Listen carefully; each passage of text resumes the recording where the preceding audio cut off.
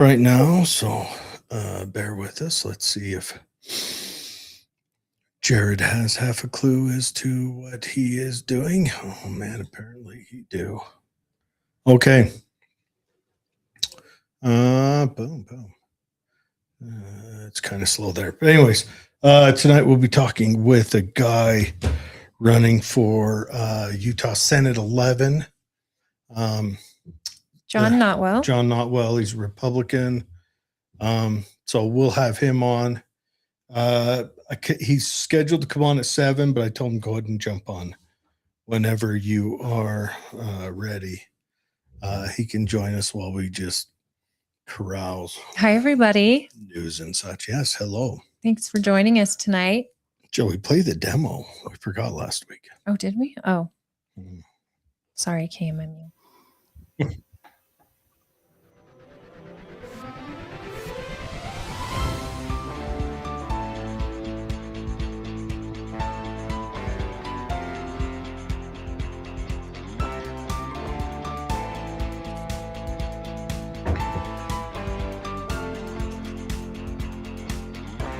Live from Utah's Wasatch Front, the pulse of the Mountain West, where the issues that shape your life meet the truth that sets you free. Across Utah, across the Republic, and around the world, welcome. This is KMMU.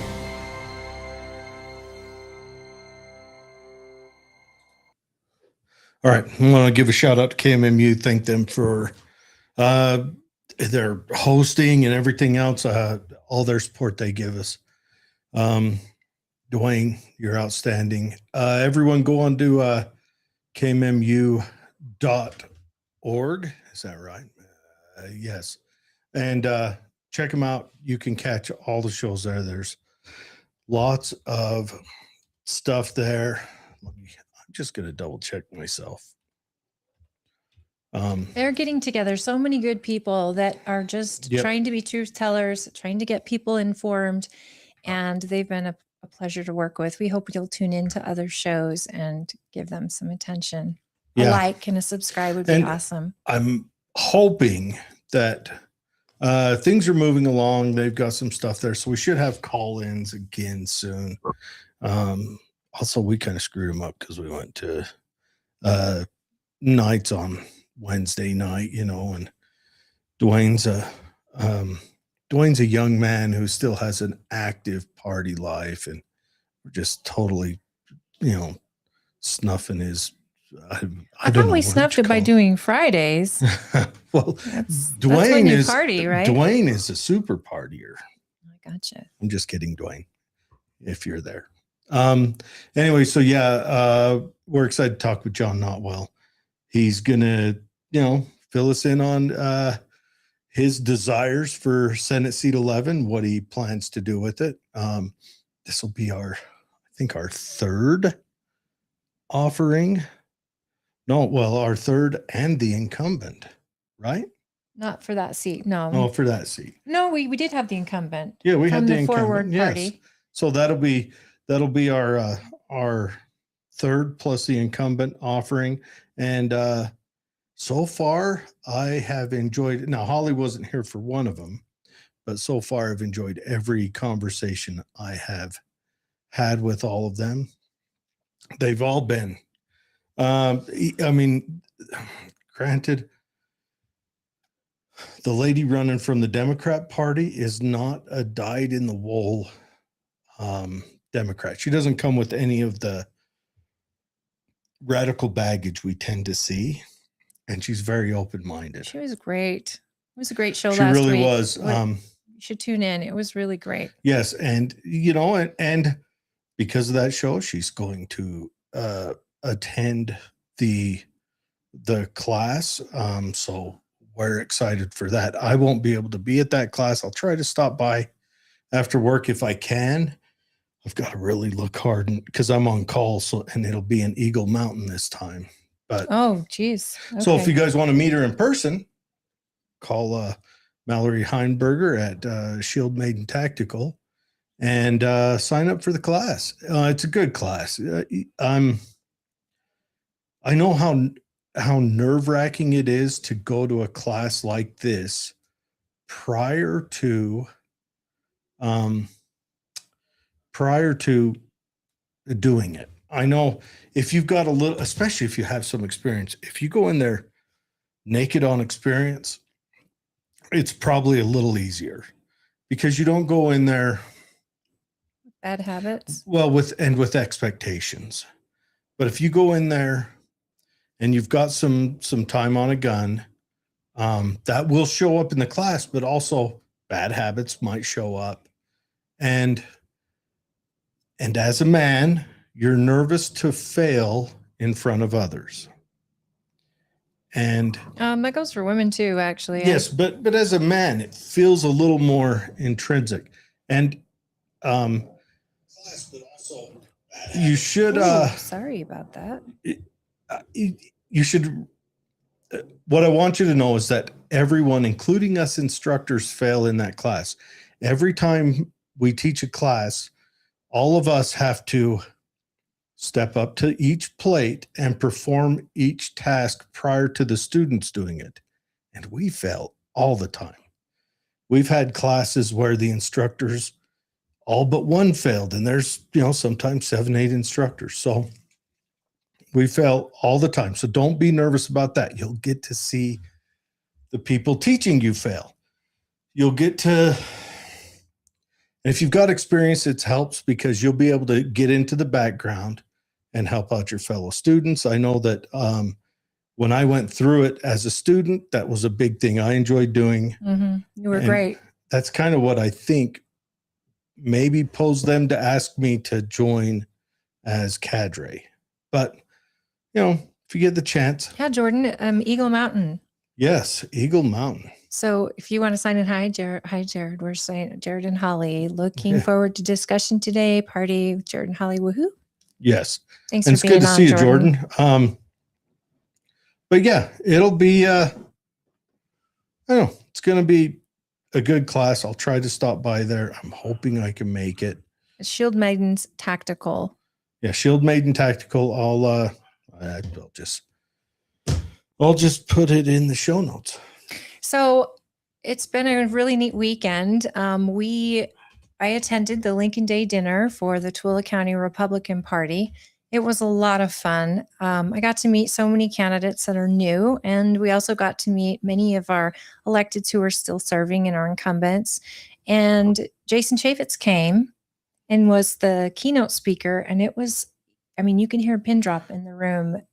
It was such a good speech, and really talking about how we all can preserve America, and that we really, it isn't just wait and see. It's valiantly standing up for this country and working hard on it. And I saw a poll come out about communism or socialism in America. Did you see that poll? 96% of Republicans were proud of our country and the way we're headed, and 36% of Democrats were proud of our country. And the others were hoping going more socialism, which I thought was. I imagine, depending on the president, that flip-flops, maybe not to that extreme, but I'm sure that flip-flops. It's funny how the president has, and rightfully so, has become kind of the measure of who won the Super Bowl. Well, this is the other thing. It was 2022 when they last did the poll, and it's gone up from 18% to 36% in Democrats who want more socialism. Yeah. And you're seeing there's at least 250 electeds in this country that are socialists. And let's just be honest, it's communism. Socialism is the step to communism, and it is the detriment to any country. Because there is nothing free, folks. There's nothing free. And the closer you get to communism or socialism, the closer you get to taking God out of the equation, to there's just a list for things you do to create a socialist nation or a communist nation. And one of them is that instead of God giving you these rights that you were born with, you are given them by the government, and therefore the government can take them away. And everybody is equally poor. It's not in this country where you can bring yourself up. You can donate to charities. You can give and give and give, however you see fit with your dollars. It's slowly moving to, you have to give. You will go to prison if you are not paying these taxes that go up and up and up. It goes beyond that. Once they get their total dream, you don't own anything. Here's the bad thing that happens in communism. And even if you went to global communism, you don't have the advancement. So you can picture all the growth that we've had in the world stalling, and that's where it kind of stays. The communist country had to, USSR had to shop around the world for any growth that it had. It would order the Sears Roebuck catalog so that it knew how to price goods, because it didn't have a market that could give a price to goods. And therefore people couldn't afford them. Well, and even when they could, but the big thing is people wouldn't take the chance. Or first, people wouldn't make them. And second, the best way to look at it, and I'm trying to do this sharing, but the best way to look at it is, if the state owns all the means of production and you have a great idea, say for a widget, and this widget will make life 0.8% better. Or 50% better. Yeah, though that's a double-edged sword, the phone is, but depends on how you use it. But it'll make it, 0.8% better, right? If I want that widget to be made, I have to go before a committee and argue for that widget to be made. There's a video you can watch. You can watch Kalashnikov, the designer of the AK-47, and Stoner, the designer of what becomes the Armalite rifle, shooting each other's rifle. Now, Stoner came up with an idea and shopped for companies to make the parts for that weapon system. Kalashnikov was a sub-engineer on a crew making other weapons. And he got there because in World War II, he invented a non-leaking oil pressure gauge for a tank. Something we had for a very long time. He was the first to invent it. They're in the dark. One that didn't bleed out into the gauge itself and leak that way. He invented it, or maybe copied it, but I'm going to give him the credit. I think Kalashnikov was an intelligent man. He invents this non-leaking oil gauge. And so they see that and they send him off to their engineering military, still a military officer and actually enlisted in engineering. And so he runs through a couple different programs and gets assigned to small arms. And then on the small arms group, he actually takes a big chance and builds a proto Kalashnikov, proto AK-47. And his life is on the line because he's not following the directives that came down from command.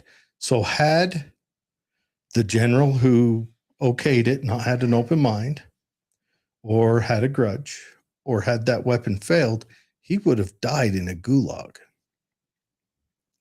So that's a lot to look at, is that he couldn't just say, I've got this excellent idea and I'm going to farm around. I'm going to drop the designs. I'm going to farm around for machine shops to stamp and or mill this out for me and make it go and then bring it in.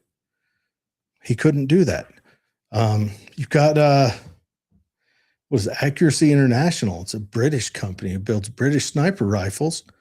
their story's hilarious. The British Army put out a new call for a new sniper rifle, and these 3 hobbyists designed and put together a rifle. One. They only had one. And the Army loved it. So they went and hired actors and rented a warehouse so that when the Army came to look at their operation, it looked like they could keep up with manufacturing.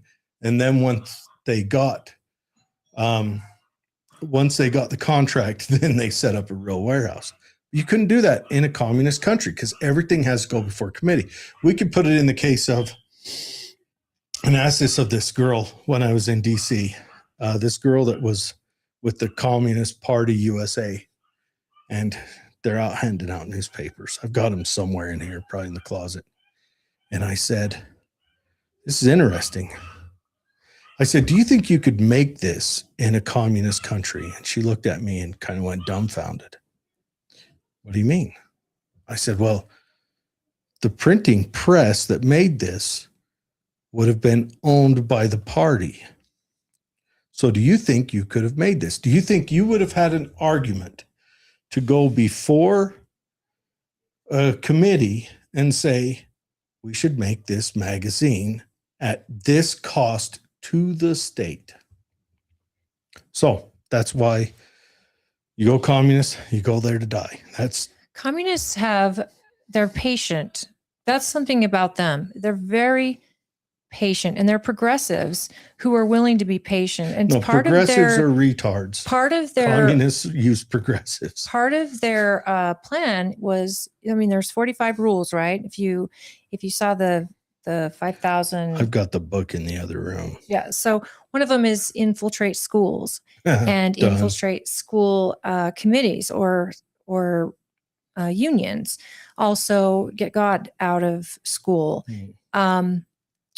Cause a rift between children and parents. Yes. Get on a progressive tax system. Get the state involved in more things than everything else. Get the state in charge of healthcare. You infiltrate the media. You also go after Hollywood and television. They're slowly checking these boxes over the last 50 years, and it's just check, check, check, check. Did you see Jesse Jackson's funeral? No, I did not. I heard there was that his son got up and kind of chastised Obama. His son is livid. 3 presidents.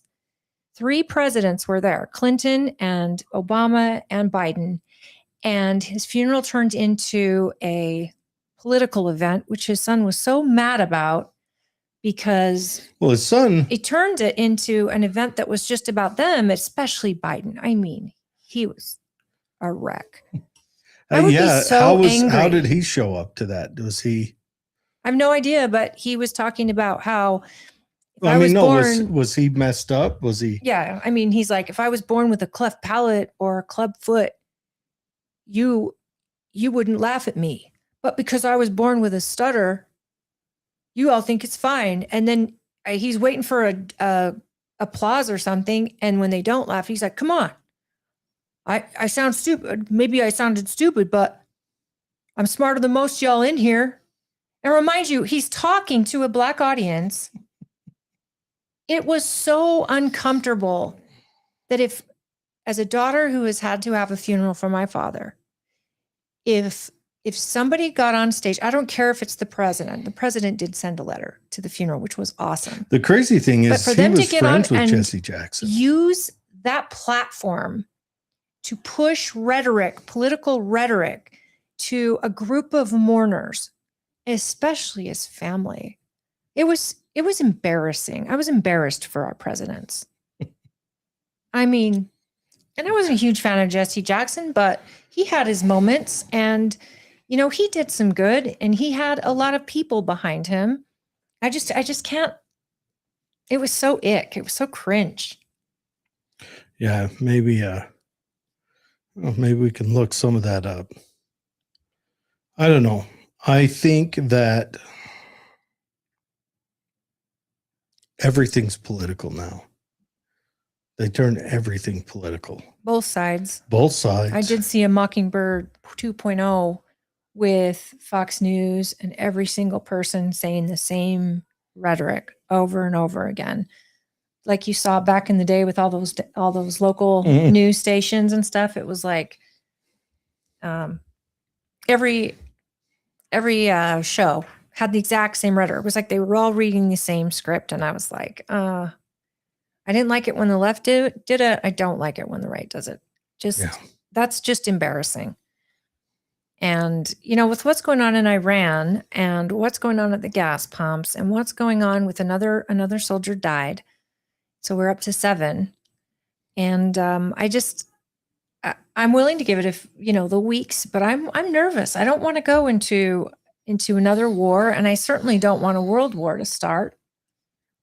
And you see, Iran apologized to its neighbors for bombing. For just flailing bombs everywhere. Imagine if they had a nuclear weapon, guys. There's no apologies after. It's just great. And then you get England saying, hey, we're here to help. Yeah, you're late. Trump said, we don't need you.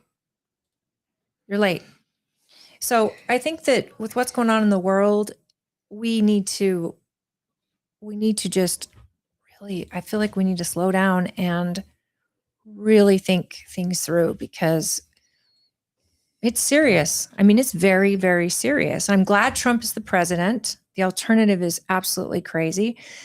But I would love to get your guys' thoughts on where you are with what's happening in Iran, because I am for eliminating their nuclear weapons.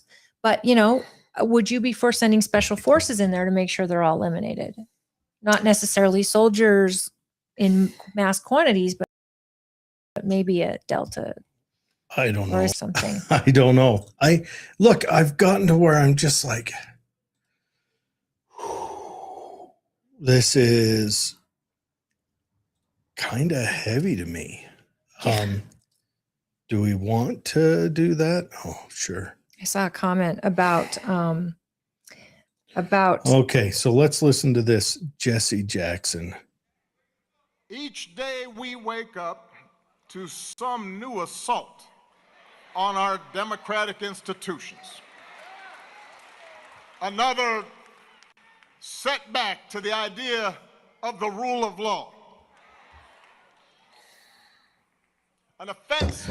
So yeah, common decency. Every day instead of wake up to talking about things that Jesse Jackson did. those flowers are stunning.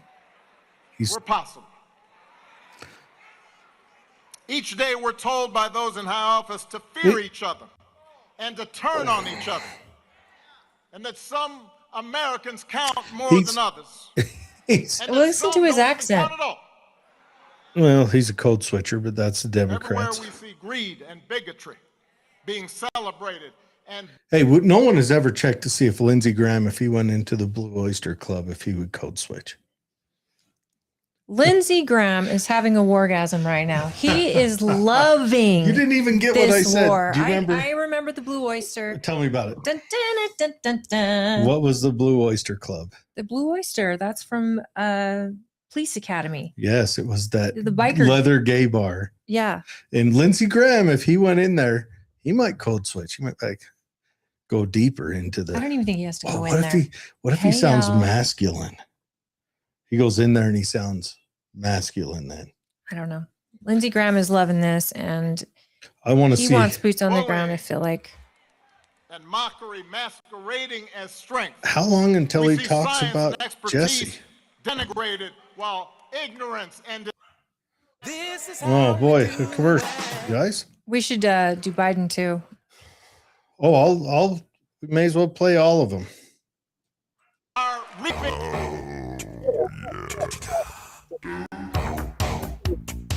Oh my goodness, they're getting paid. Every single day we see that, and it's hard to hope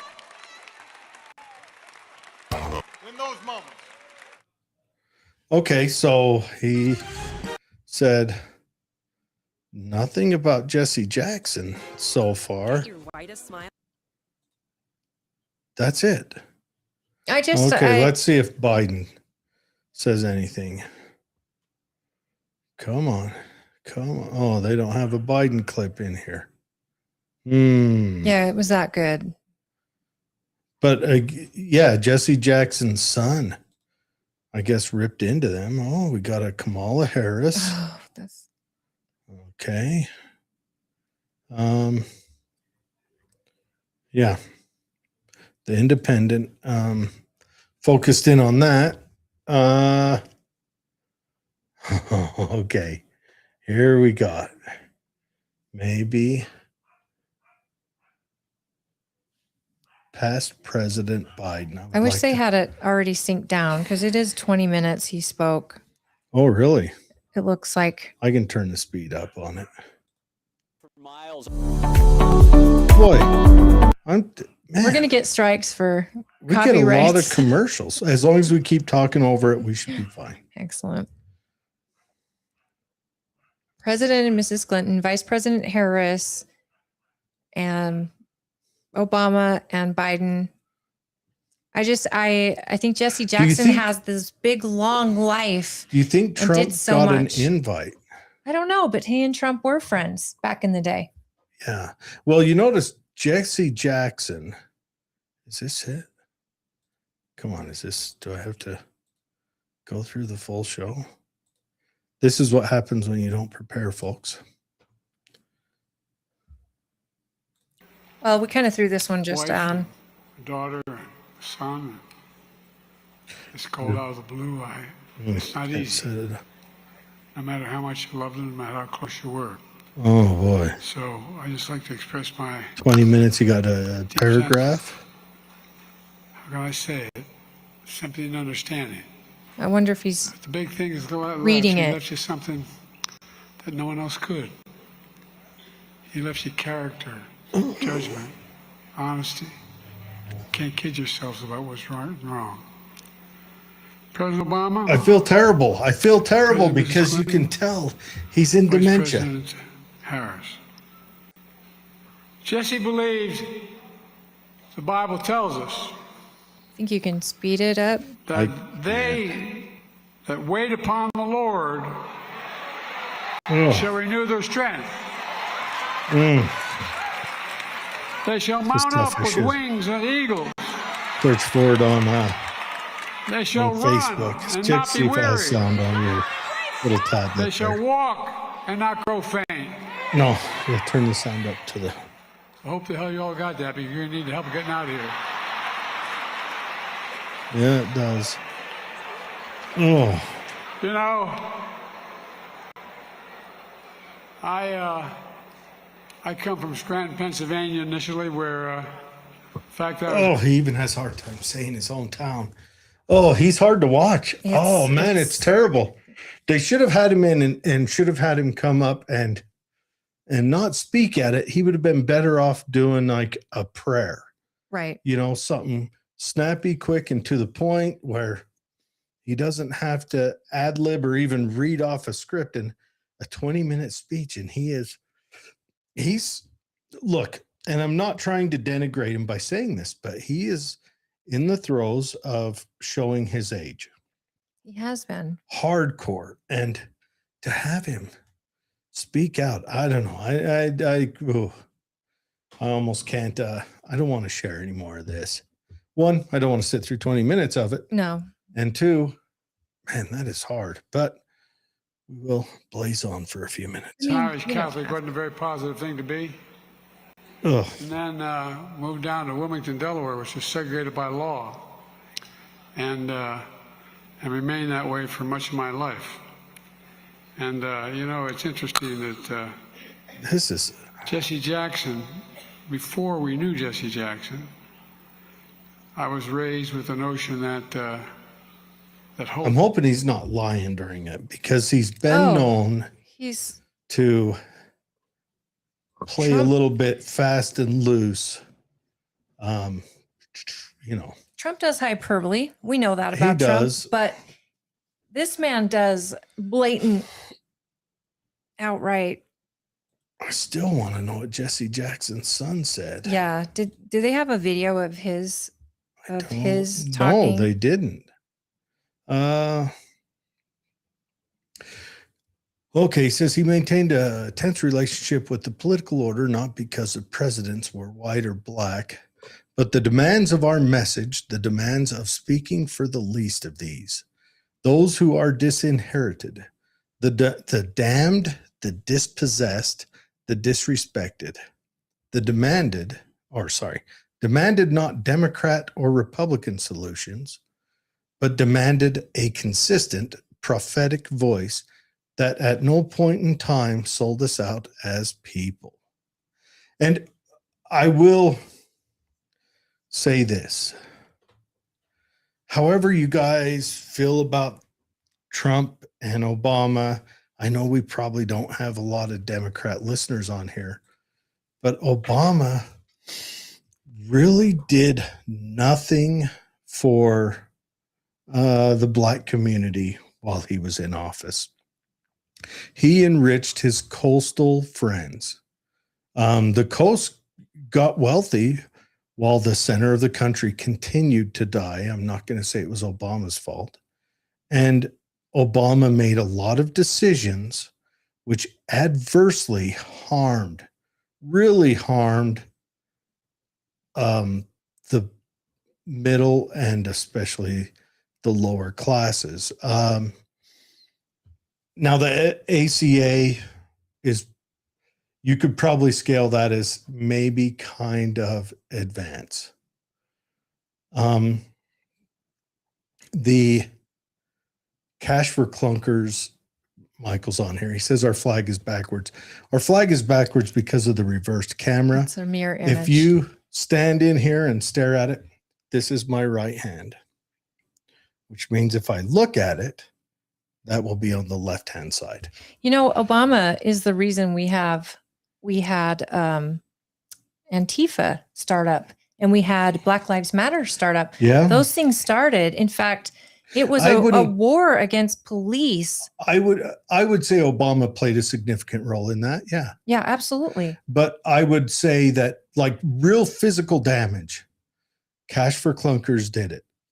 Cash for Clunkers depleted some of the supply in the supply and demand matrix of automobiles. Well, there was a lot he did. I mean, just in bullying through the IRS for one. That, but I'm talking general harm that went across all parties, everyone. Yes, and the lower class citizen too, and the people who are poorer. The Cash for Clunkers wrecked the lower class. It wrecked it. It made it. Do you wonder why a new F-150 costs $60,000? Yeah, it's because there's no competitive market where those 20-year-old F-150s or 30-year-old F-150s with life in them still exist. That supply grid of the supply-demand matrix was depleted, which made it so that the demand had so much more strength. And so go try buying a used car right now. You know, it used to be, heck, when I first got out of the Army, I remember buying cars for $100 that ran for a year. You're not going to get that for under $2,000 now. But yes, Michael says, oh, I don't think there's any war. It's pretty much over. I don't think they have any military equipment left. That's a good question. I don't know. That's what Navy, it sounds like. I think their Navy's at the bottom of the ocean. Yes. Now we dominate the skies. That's a whole new paradigm.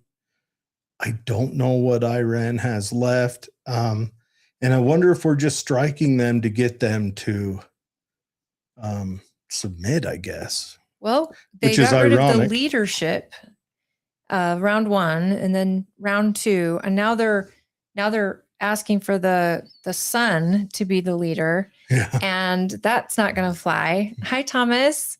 Thank you for tuning in. Congratulations, and we'll send a sympathy card to your family. For what? To his son. Oh, I was saying hi Not to Thomas. Thomas. Oh, I'm like, what happened? How you doing? No. Thomas, I have seen on Facebook that you have had a little bit of health stuff. I hope everything's going well now. Best regards from Thomas. Liberland, still love your show. Great job. Yes, and how's Liberland going? We need to have Thomas on again to update us on that. And the Ukraine has gone all but quiet in the national discourse. What's going on over there?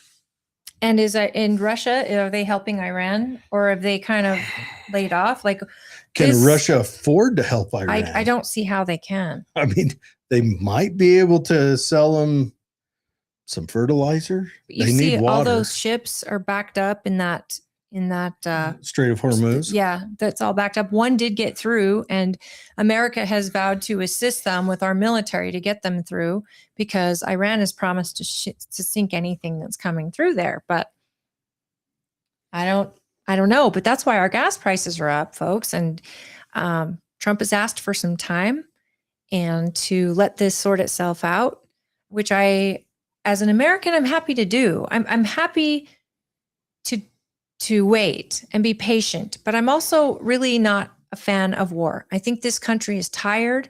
We want America first, but I also know without any doubt that if Iran had a nuclear weapon, they would use it on their neighbors. And then they'd apologize to an empty void.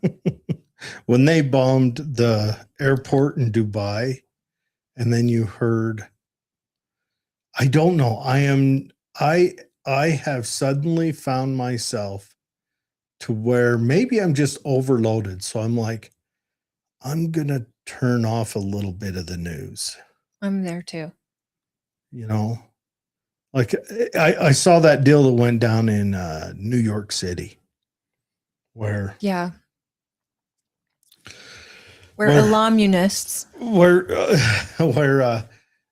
there were some right-wing anti-Muslim protesters at, I think they call it the Gracie House, which is like the mayor's house. The mayor's house for New York City, protesting Mamdani. And there were two sides there. There's reports that the anti-Islam side unprovokedly pepper sprayed the other side, and then there's reports that no, they pepper sprayed him to gain distance. And then two guys who had gone overseas, trained with ISIS, and came back. Now, I want everyone to drink that in for a minute.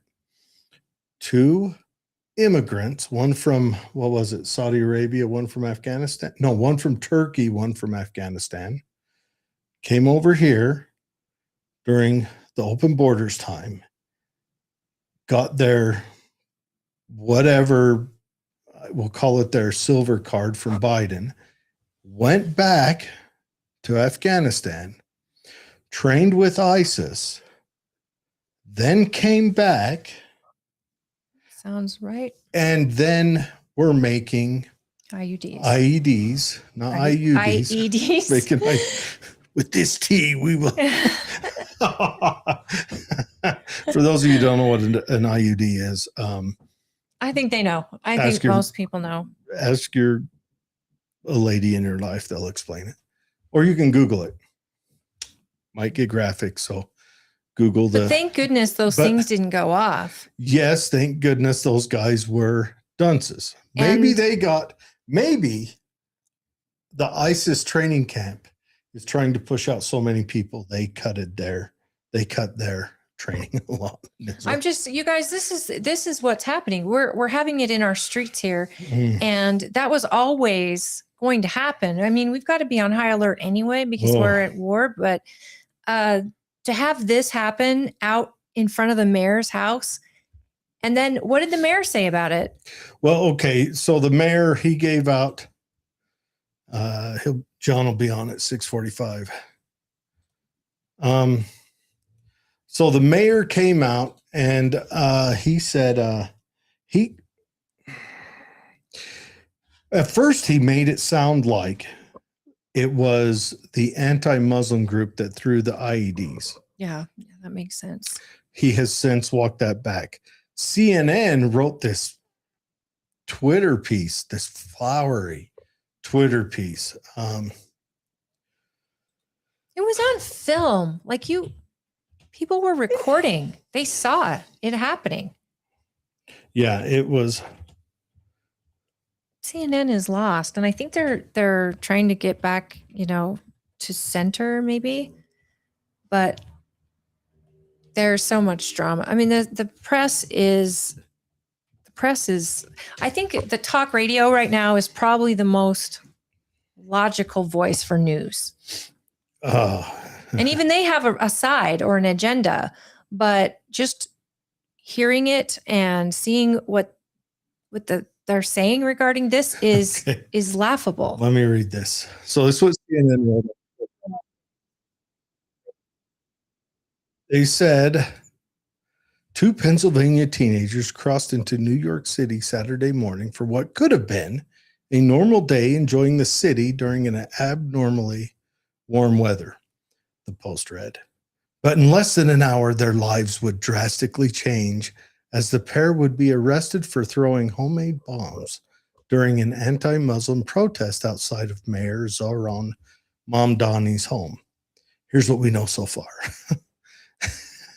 They couldn't have said 2 teenagers walking through New York and like they're victims of this IED that landed in their hand and they had to throw it playing hot potato. They're victims, guys. This is laughable. It's not even laughable. And they're counter protesters. Now CNN has since taken it down and apologized. And then Brian Stelter also came on and said that they were rightly criticized for it. It was like they were trying to paint these 2 terrorists in a good light. And do you remember? Do you remember? Was it NBC when they talked about that Iranian general Soleimani when he got killed? Oh, austere religious cleric. Like, the left has lost their mind. Now, had Obama done that, they would have probably gave a clinical analysis. But because Trump did it, they've got to pull on your heartstrings for the bad guy first. You can't. This is a war that you cannot convince me otherwise. We're in a cultural war of good and evil at this point. And because it's Trump, that's the end of the conversation. Trump bad. Trump makes them lose their mind. Mamdani could be killed. Not by people who are against him either, by his own creation of what utopia looks like. Remember that Governor Shapiro up in, is it Ohio? Pennsylvania, Governor Shapiro, when that crazy leftist burned his mansion down. Yeah. Mamdani's calling it white supremacy. All right, Democrats, someone clip this, put it up there by itself. Democrats, you need to separate yourself from your radical left. One, they're changing the window of acceptability. They're making it so that your average moves so far left that, like Holly said earlier, the numbers are leaning towards socialist, and you need to separate yourself from that radical left, and you need to outcast them from acceptable discourse in your operations. I do believe that is what caused a stain on Biden's presidency. I think his presidency would have been run of the mill, except he knows he got there because of the radical left voting for him. And so he allowed them to stay in place, and he fired no one. He got rid of no one that failed. And they, I think, under his name and his presidency, made all those decisions to open the border, to challenge Texas and Florida on that, which caused Texas and Florida to therefore buy buses. So I think you need to separate yourself from the radical left. Now to the right. If you haven't, separate yourself from the radical right. But I don't see I don't see any Nick Fuentes or what's that chick's name? The black chick. Oh yeah. Candace Owens. Yeah. I don't see any of them. That's embarrassing. I forgot her name, but remembered Fuentes. I don't see any of them gaining a political foothold in the right. No. I really don't. I mean, Nick Nor should Fuentes has had interviews on podcasts, but he's had interviews with either leftists or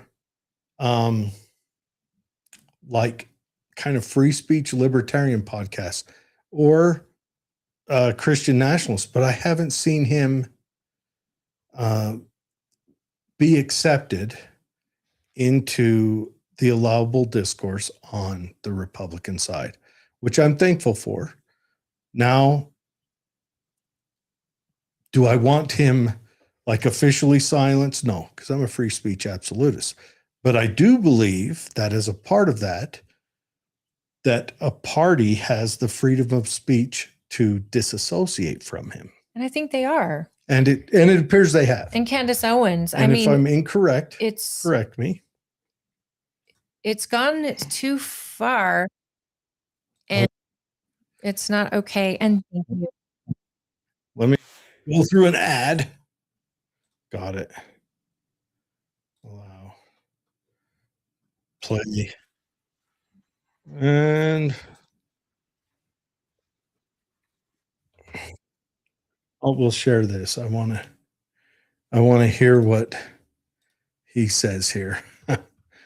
The left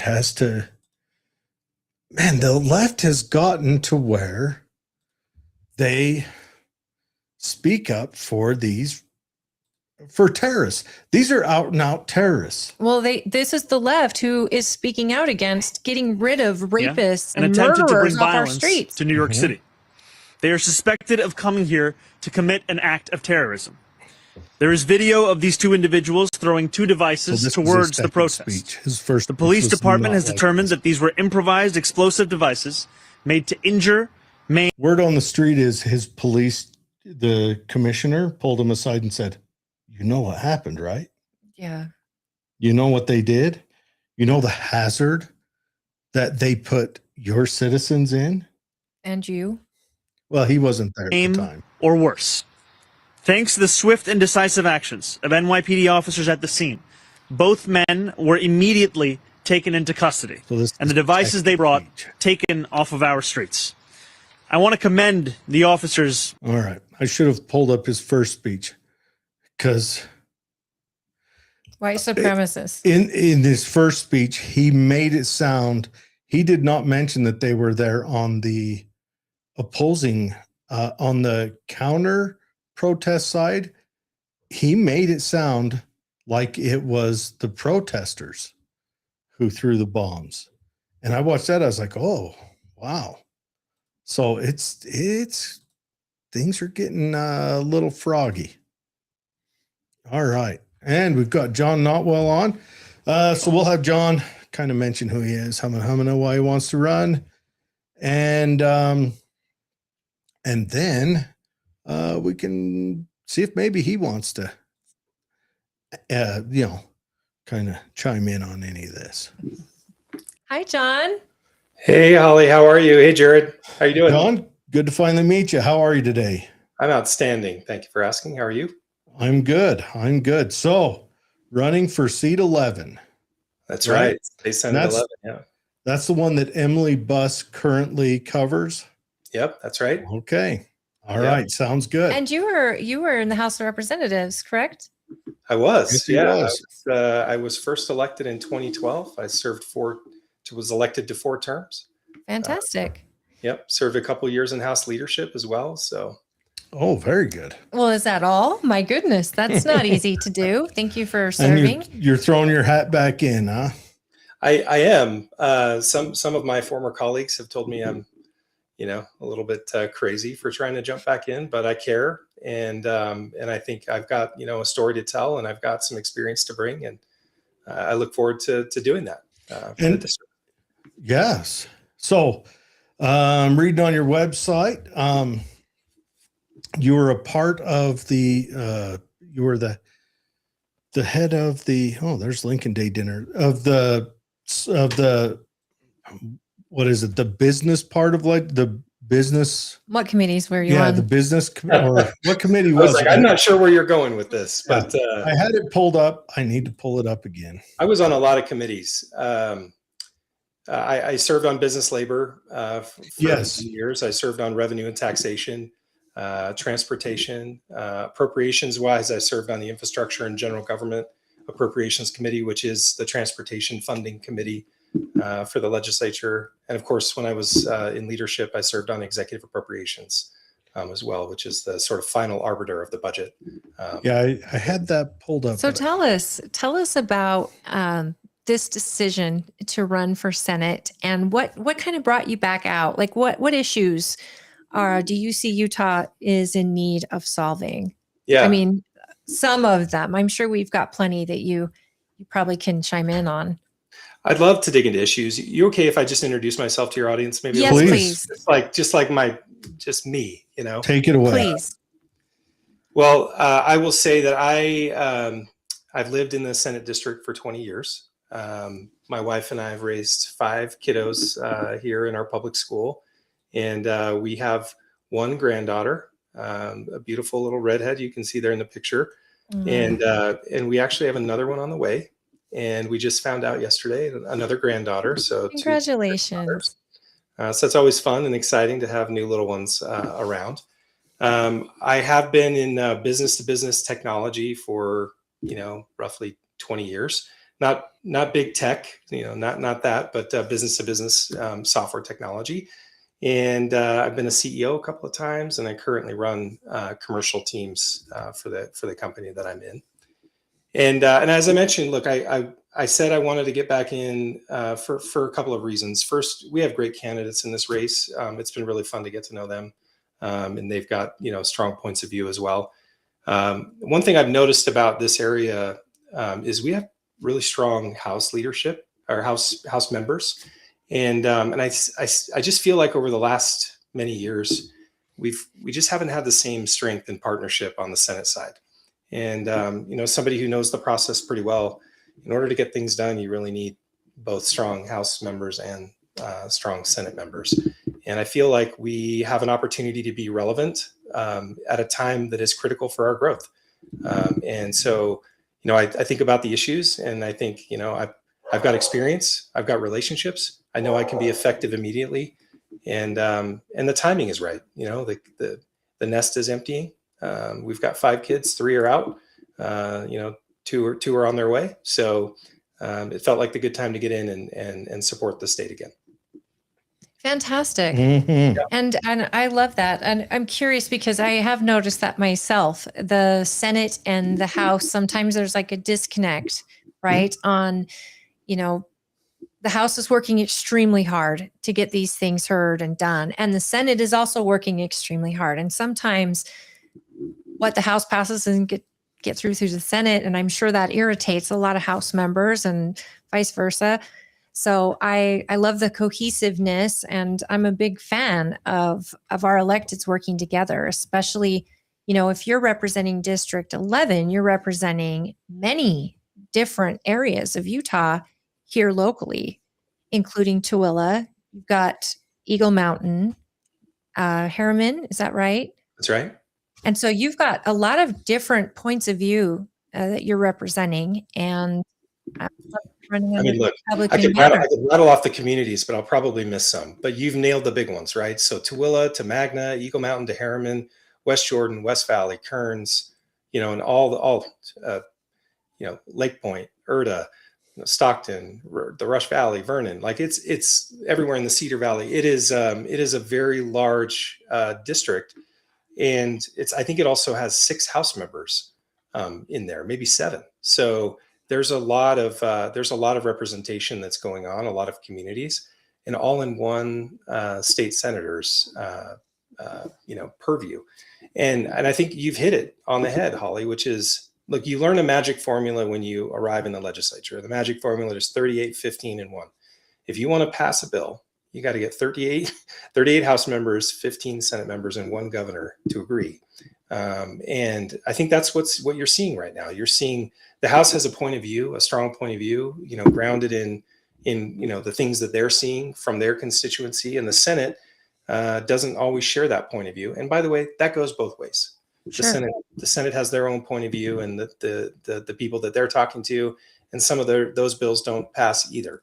And so, look, my goal and my experience, and also, thankfully, what I was able to achieve when I was there is, working together with both sides of both chambers, and making sure that the governor is on board so that we can pass meaningful legislation, or maybe more importantly for our area, pass meaningful appropriations to achieve our goals. Right. Well, what do you think are the issues at hand right now for our community? I know we've always wanted our own senator. We always have. And we have been divided up, as you know, and it just hasn't happened. So we feel like we are a community that is different. We're not like West Jordan. We're not like West Valley. We're not like Eagle Mountain. However, we can find some common ground with all those places, of course, because we're Utahns, right? Right. But we still consider ourselves small town, and we like our guns, and we want our growth to be minimal and smart. And we have water issues, and we have federal government issues where they own most of our county, as you know. So I'm curious, what are the issues that you feel you're big on? Yeah, I mean, look, I think this position is a representative position, and so what I may feel are the big issues don't necessarily match what the voters say. What I can tell you is what I hear when Sure. I talk to voters in all these areas. There's actually a lot more commonality in the things that they expect the state to do than not, which is great. First of all, I'm a Republican, and so running as a Republican, and so especially when you're talking to Republicans, those issues tend to align. But here's what I'm hearing: infrastructure is big. And not just roads. Roads are really important, and I'm not being dismissive of roads at all. We've got to build them. We've got plans to build them.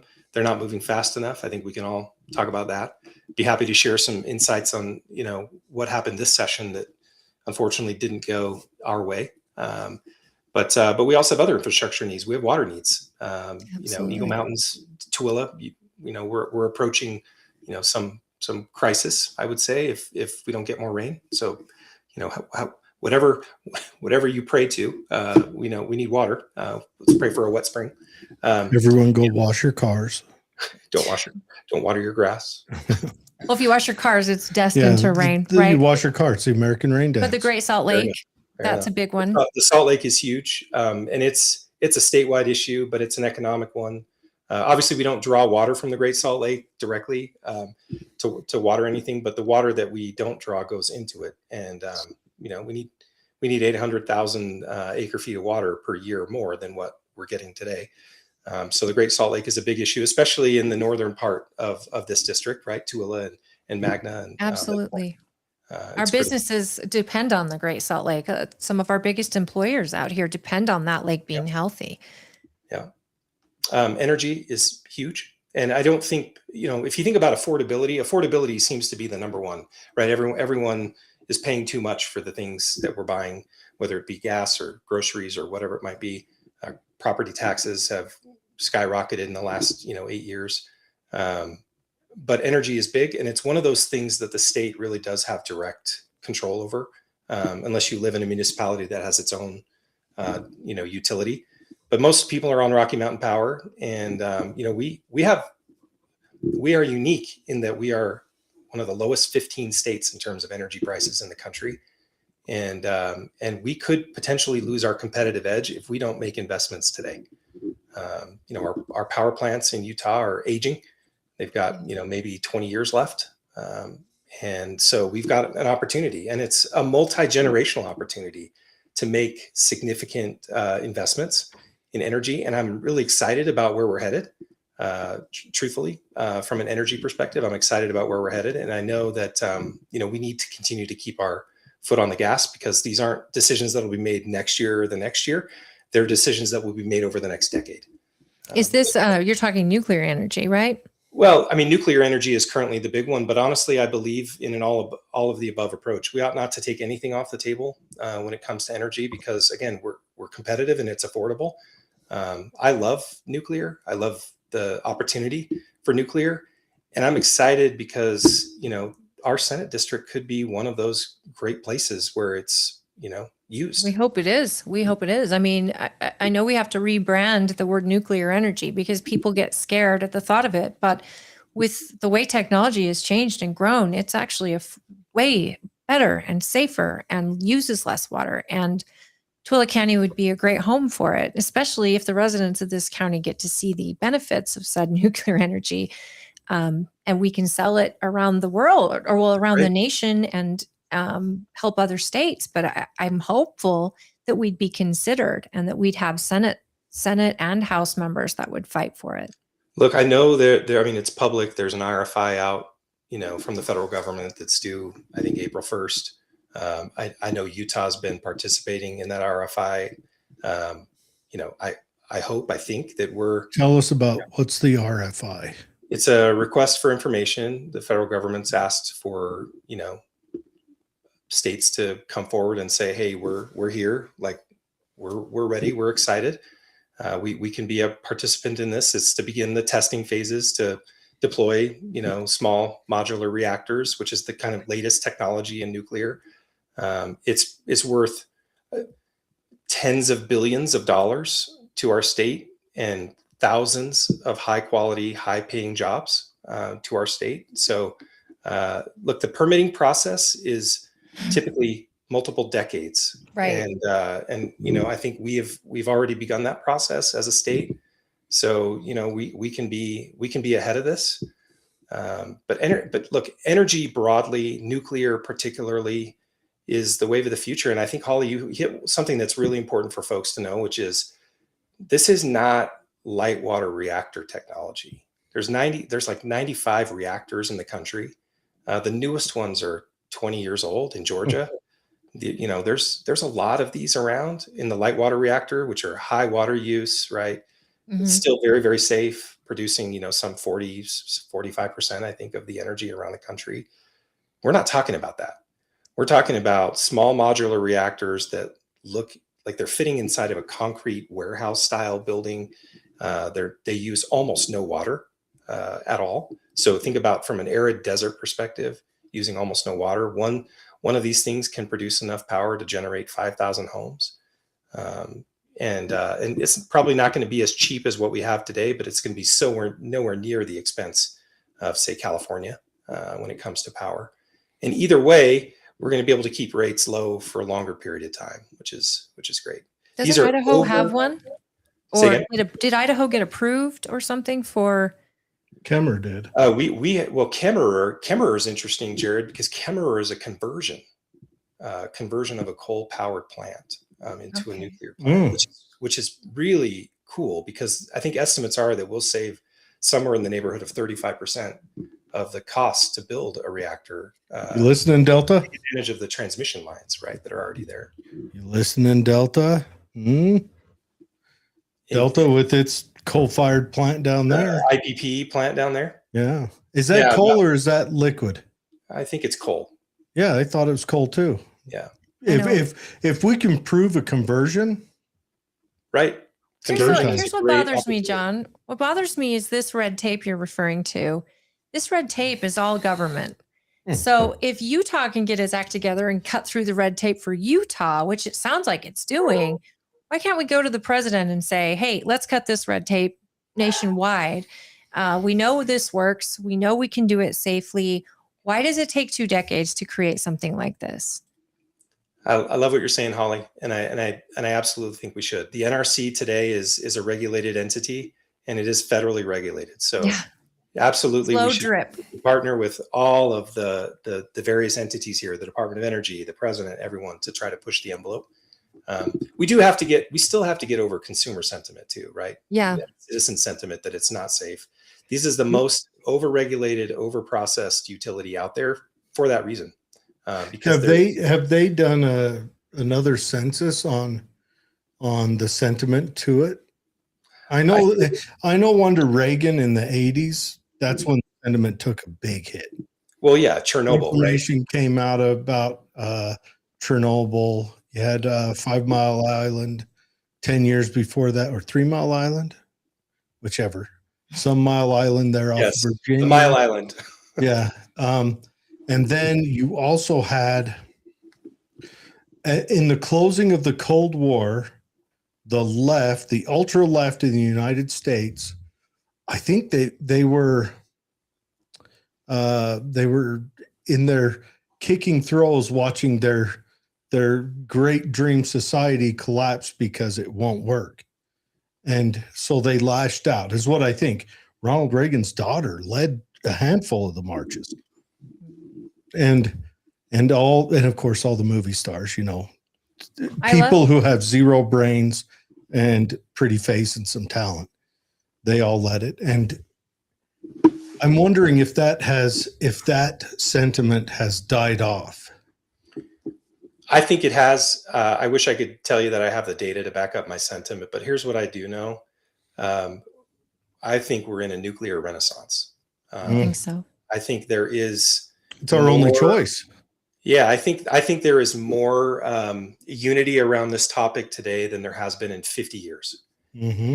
And because we're seeing it, right? The data shows a great story. It's safe, it's reliable, it's always on, it's distributable. First in gets the benefit of being able to generate as much as they need and also sell the rest. So that's also good for Utah. And Governor Cox came out and was very positive about it. And, it's refreshing to see clean energy being, we have an opportunity with this technology to provide clean energy. And, it works. It works very, very well when it's allowed to. So yeah. I would love to see our federal government get on board with our states and many other states. Let's start creating these in a safe and effective way so that we're not needing all this other, And I'll say, I'll say the West Desert is an opportune place because I think one of the concerns people still face is the sort of not in my backyard, right? I want the benefit of nuclear, but I don't want you to put it next to my kid's school. Not that's the plan, right? But the West Desert's great. It's got the right rock type formations. It has low moisture, no groundwater. Not that we have to worry about it, but it's our extra belt and suspenders to ensure the safety of the area and the people. So 100%. You go out there past the Aragonite and there's nothing. Nothing.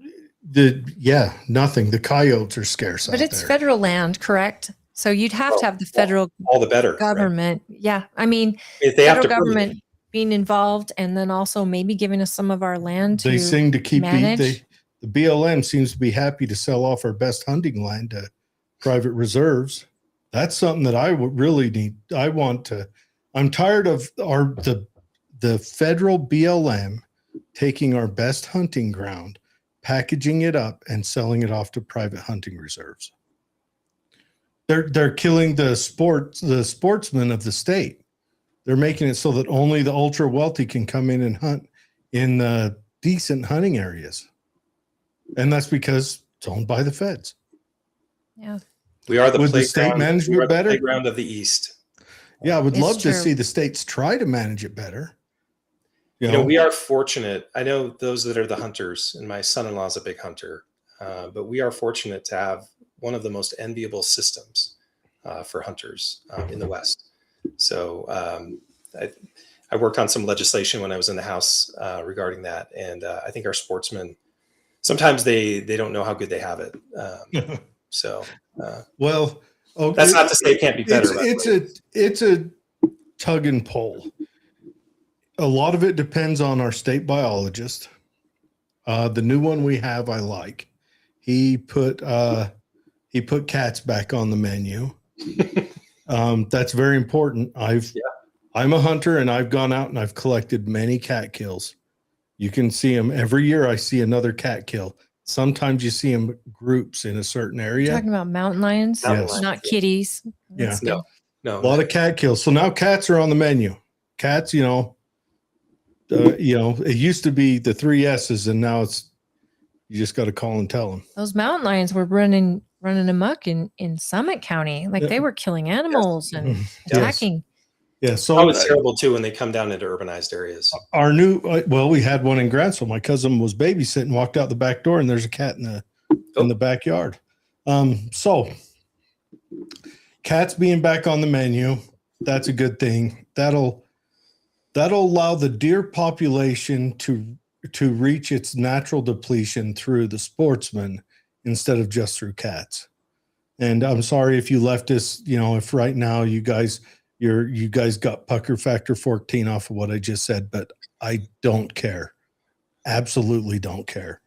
And then sometimes the state tends to give out too many tags. Yep.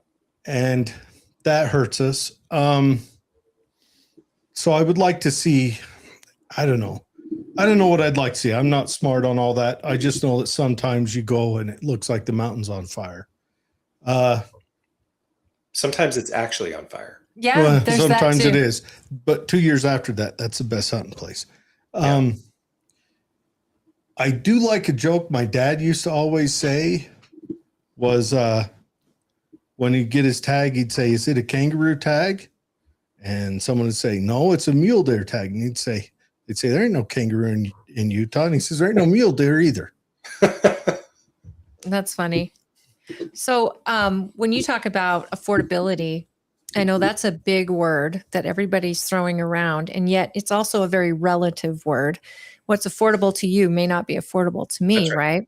That's right. And so again, development not in my backyard is a big issue, and creating new subdivisions and we are dealing with out here infrastructure, water, and a lot of people are worried, and as they should be. Water is a real issue, and if we go into a 10-year drought or something like that, I mean, it's really concerning. What do you see the legislature was able to actually do when it comes to development? Because it feels like there's a lot of developers up there.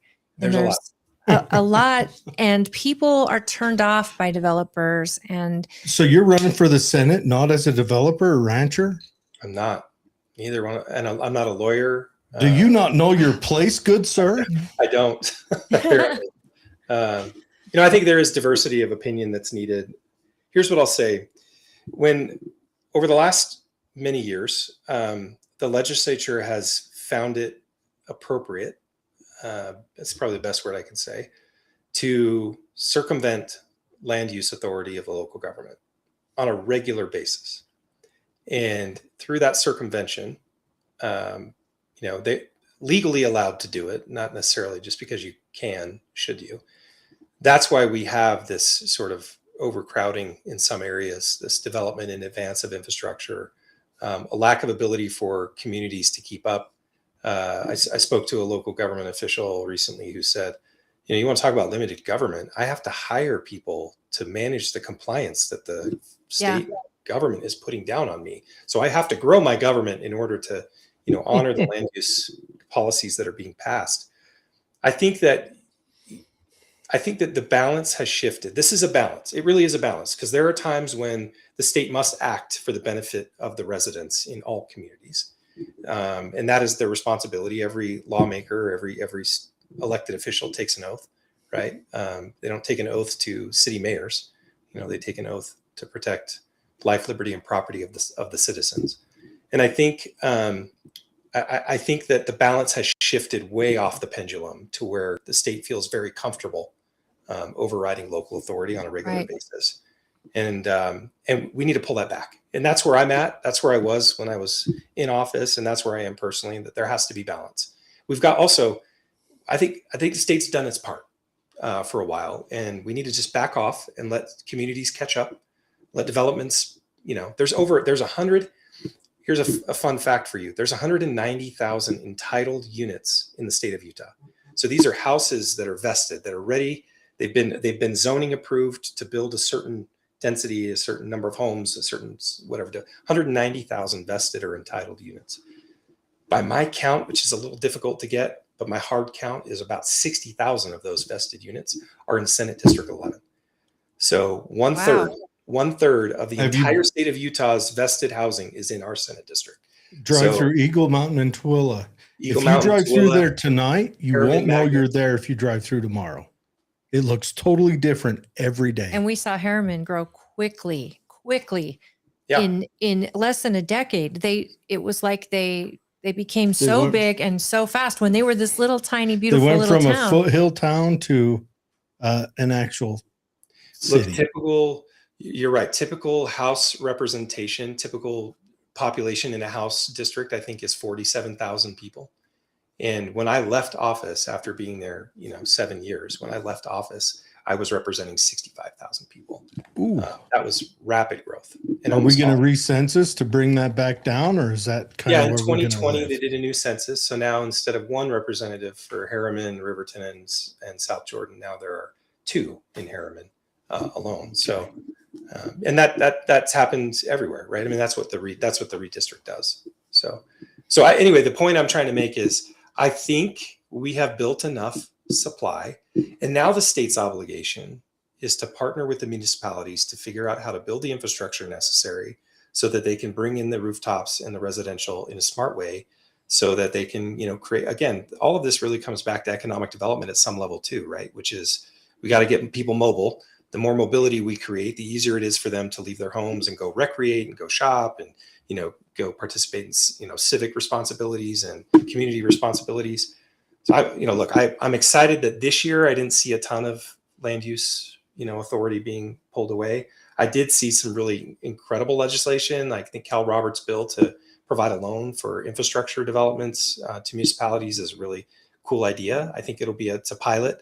It's $100 million. That's not going to go very far on a lot of roads, but it's a start, and at least gives another tool in the toolbox for municipalities to build the infrastructure that's needed. I think there's other things like that, I'm sure, that I didn't catch, but I was grateful to see that the legislature did not go as aggressive on land use usurpation this year as they have in previous years.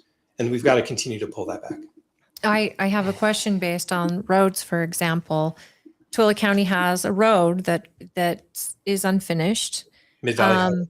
Yes, the Mid-Valley Highway. Mm-hmm. And it could be a game changer for residents around here. 36 is so congested already. They're expanding it. They're expanding I-80. These are great changes and much needed changes. But then I see that it feels like UDOT has pulled back and they've postponed our finishing of these different sectors of the completion. They've postponed it, and it's alarming because, you can't stop. When you start the development, you can, but there's a lot about Mid-Valley Highway that needs, we have a lot of people killed on that highway because it's not complete. We need lights, and we need, a signal or a light put up so people can turn left, on these busy roads and understand the roads better. It's a lot. And then I see the Olympics coming, and a lot of the development and the roads are going up there to Summit County to accommodate the Olympics. And yet many of the people who will be volunteering for those Olympics are going to be all around the state where these road deals have been postponed. Do you have any insight on Mid-Valley Highway or its plans? I do. Interestingly enough, there are 2 Mid-Valley Highways. There's the Mid-Valley Highway in Twilla, and there's a Mid-Valley Highway in Eagle Mountain and Saratoga Springs as well. The Mid-Valley Highway in Twilla is a little farther advanced, and I was reflecting on Doug Sagers, who was a colleague of mine in the House who was there in Twilla, and I remember assisting him with a request for appropriation to begin the process of the Mid-Valley Highway back when I was there. And I'm disappointed to see it hasn't progressed past that initial piece. And I'll also say, Holly, I was out hanging out with you for a little bit at the Lincoln Day dinner on Saturday. And I was a Saturday night, and I was turning off, is it Parachute Lane? Is that the right one? What's the name of the street that you? Sheep Lane? No, it wasn't in front of the track. It's to come on to Mid-Valley Highway from the Stansbury Park area. Anyway, I thought it was Parachute Lane. Is it Parachute? Yeah. Yeah. So I was with my wife, and I was turning off Parachute onto 179, and I was like, this is terrible. It's a divided highway. You don't have. That's our killer. Yeah. That's killed, I think. And it's terrible. That is a safety issue. I think it's killed 4 people since they put it in. 4 people in what, 4 years, 5 years? I think it was a shorter time than that. I felt like Yeah. it was happening, and killed- it's hurt it's injured a very lot. many. Yeah. I've Yeah. got a good friend who she was heading to work and some elderly lady pulled out in front of her turning left onto that.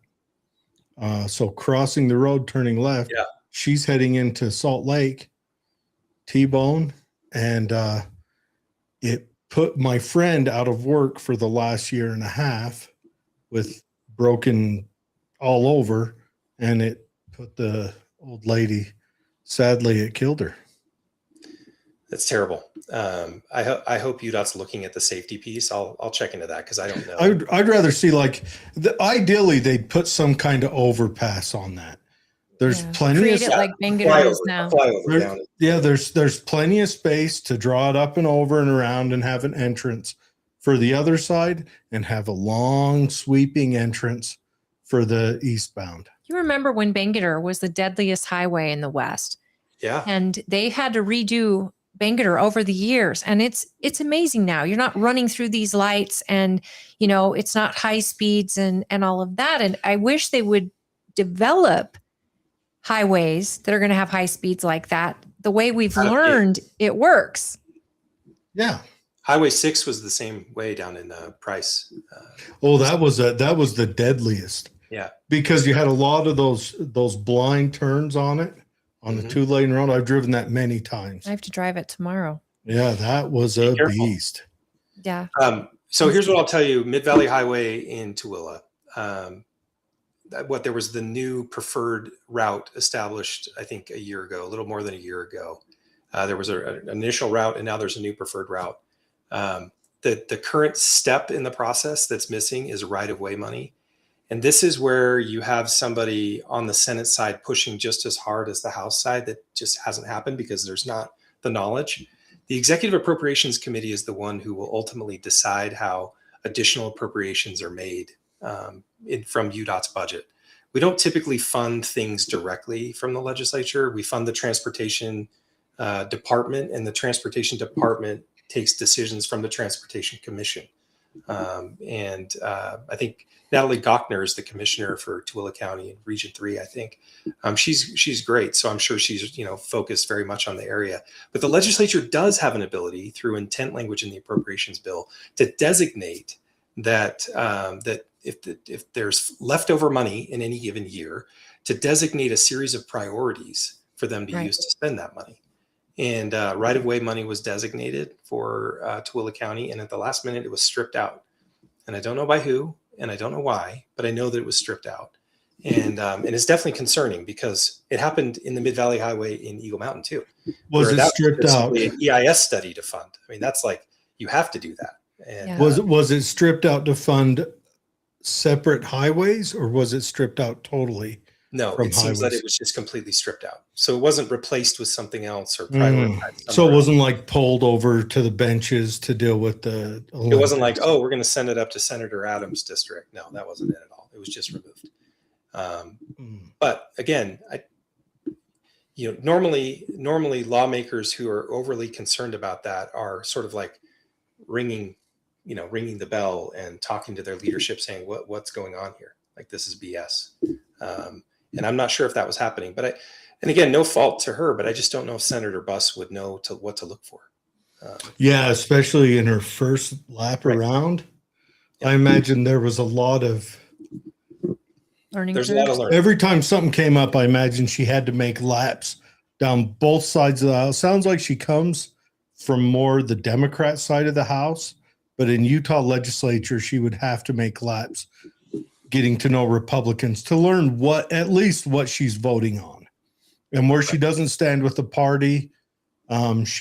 Unless she carried over the Democrat message with her and decided just to bolster the Democrat party through the Forward Party, she would have had to kind of educate herself. And that's something that I noticed about the Forward Party is you're a Republican. We have a platform as Republicans that we believe in and we share. And when we elect you, we want you to follow that platform. I know who you're accountable to. I know what your values are. I know where you stand. We've gotten away from that, I think, as voters. And we're calling people, rhinos or, when the Forward Party, when we had her on the show, she's a delightful young She woman. is. We She's- really enjoyed her. Yeah. One thing I couldn't get around is what's guiding you? What is the platform in which that I vote for you? And I know I can count on how you're going to vote. And that Forward Party didn't offer that to where I Not as understood. clearly. It wasn't clear. And she could be either side. Whereas, Democrats are going to follow one way and Republicans follow their way. And we're hopeful that they can work together and make something happen. And so I'm still kind of questioning what the Forward Party does or what their platform is, because that's still confusing. But I can only imagine what it's like for somebody elected right before a session and to not understand. But for Tooele folks, we need this. We need this. We need this for safety. We need this for travel. I mean, our growth is already bigger than our roads. Yep. And we need these type of things not to be put on the back burner or last minute be removed without someone fighting. Mid-Valley is. This is the responsibility. These types of highways are the responsibility of the legislature. These should not rest on the back of the communities in which they serve, because they also cross county lines. Typically, they certainly cross municipal lines. Right. And even though we're not talking about an interstate highway, that's, these arteries are arteries of commerce. And that's going to be a big one for the inland port. Yes. That's right. That's going to be an artery that I'm, a lot of people leery about the inland port, but I'm excited to see more industry come out here to Tooele County. It will hopefully bring jobs, but it'll also drive the supply and demand curve where employees sit more on the demand curve and less on the supply curve, and it'll drive up wages. Well, and if you were on Sheep Lane, I'm assuming after that Lincoln Day that goes right in front, that highway is already under construction. Again, it is a bumpy, it's rough, getting tore up. Yes, because of the trucks and because of the high usage. Well, what's it called? Sheep Lane, because all it had for 1 billion years since the dinosaurs was sheeps on both sides of it. That's all it had. And it bled out right into a sheep ranch. And so now it's getting industry. It's got Jabil and what's that other, a couple of warehousing. But you notice coming in as you drive on it, they got that big train park there. Yep. That's where they're running the railhead. Well, and let's not forget, people do race cars out there, and they're driving out there every day to go race cars. And so you've got normal consumer traffic. Yeah, and we will. She again. works there, so I got to tease her about it. Oh, we got a You new drive out there Utah every day, Holly, Motorsports campus. say that again. I said we have a new Utah Motorsports campus. Yes, It just got purchased by new owners, and we're very excited. And we're going to see a lot more racing happening out I there. hope so. I would love to see that become a spot that the community, once every couple of months, people throughout the community, kind of like Lagoon is, where they think, hey, I want an outing with my family. I want to go watch races. I want to go see the event there. Where, it's not often that people go out there anymore. So I'd like to see it advance into that. When Miller owned it, Miller was an enthusiast. So he threw his money around and he brought a lot of stuff in all the time. And I don't know if the Chinese haven't figured out car racing yet. Maybe not. And so it'll be good to see. Hopefully the owner is a fanatic. They're very excited. Yes. But again, we need the infrastructure leading to places like that. And we also, we want to see it successful. And we know the inland port is coming and it's going to be out that way. And so the railroad has been started, but these roads need to be done. And whose responsibility is it? Is it the new businesses coming in? Is it the state? Is it certain municipalities? I think a lot of people get hung up on, well, who's responsible for this? And like you said, this is your legislature. Richard Bolander has been fighting for this. Thatcher and Chris Stewart before that, and Doug, of course. We've had a lot of people trying to get this going, and a lot of our commissioners as well, before we had the council, and even after. They're all on the side of getting this project finished, and it was just a piece of paper with a date on it before. they started breaking ground, and it was happening, and then for it to stop is just very disheartening, because we do need it finished and we do want it safe. Yep. Phase 1 only done, right? So multiple phases still remain. Well, look, I think anybody who promises that they'll get it done is making a false promise. What I can commit to is that it will be a prime focus while I'm there. And I'm confident we can get it built. We've got the right people surrounding it, and we just need to make sure that everybody knows that it's a priority. And that also means, like, you can't have 50 priorities, right? Sure. You can have 2 or 3 priorities and push them really hard in every legislative session. It may have been weighed against other priorities. And yeah, I mean, it could have been perceived as jumping the line. It could have been perceived as, hey, we've got limited funds and we need to direct it another way. I mean, all those things are perceptions. I don't know that they're reality. They tend to be political in nature because, again, the legislature doesn't fund a lot of projects directly, right? We rely on the Transportation Commission to prioritize projects based on the needs of the state. And every single area has, a majority vote because there are 4 regions and then 3, there are 3 at large. So every region has 4 people that represent them. And I know that the cities and the counties and all of these regions are very aggressive at pushing the commission their way because it matters so much, right, to their growth and their ability. So anyway. When you mentioned that we needed, with the state getting too involved in our local planning and zoning, is it accurate that they're actually trying to create a state committee that will basically go over our planning and zoning in each municipality and kind of take a state view? They did create a state. It's under GOEO, I think, the Governor's Office of Economic Development. I'm going to not get it right. It used to be called GOED. Yes, I remember. Development. Now it's GOEO and Opportunity, maybe Governor's Office of Economic Opportunity. But I think they did create a division under there that is about housing affordability. Now, whether they're going to have control over municipal zoning, I don't know that would be, something that they would be given autonomy over. I think that would create probably a lawsuit because I think the Supreme Court did rule many, many years ago that typically cities have control over local land use.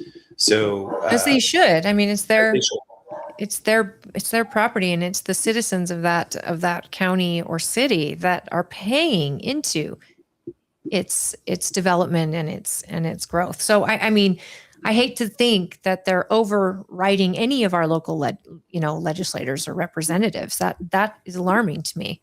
Yeah, look, I think it does the balance, as you know. I mean, the argument is between private property rights, right, and local land use authority.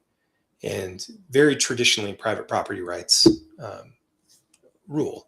And, hopefully, right? And so that's the argument that's always used. That being said, we don't allow anybody to do everything with their property. I mean, you couldn't put a brothel on your property if you wanted to, right? So and I know that's an extreme example, but we don't allow people to do whatever they want with their property. Well, we keep letting Muslims in and we got sheep lane.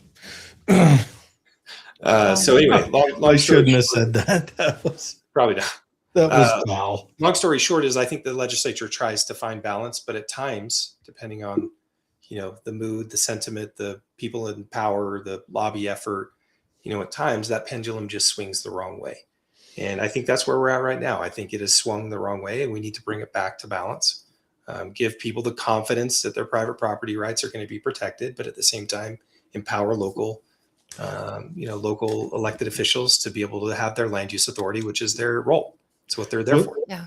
It seems like we've been on a trend for 100 years, 113 years of governments getting bureaucratically stronger over and over. And that starts with the federal, and then the states end up following. And then hopefully we do have a swing back. I thought Doge was a good representation of that, but it didn't take. So I don't know. We'll have to see if another iteration of that tends to come up. I would like to see our legislature fight for property tax, some actual controls on property tax and how much the school board is getting and how often they can raise our taxes. I mean, out here, we are highly taxed, and it's if it wasn't for the Utah Tax Commission, we would have been taxed again last year. And some of our properties, my example, has gone up $1,000 almost in the last 5 years for my monthly payment on my home.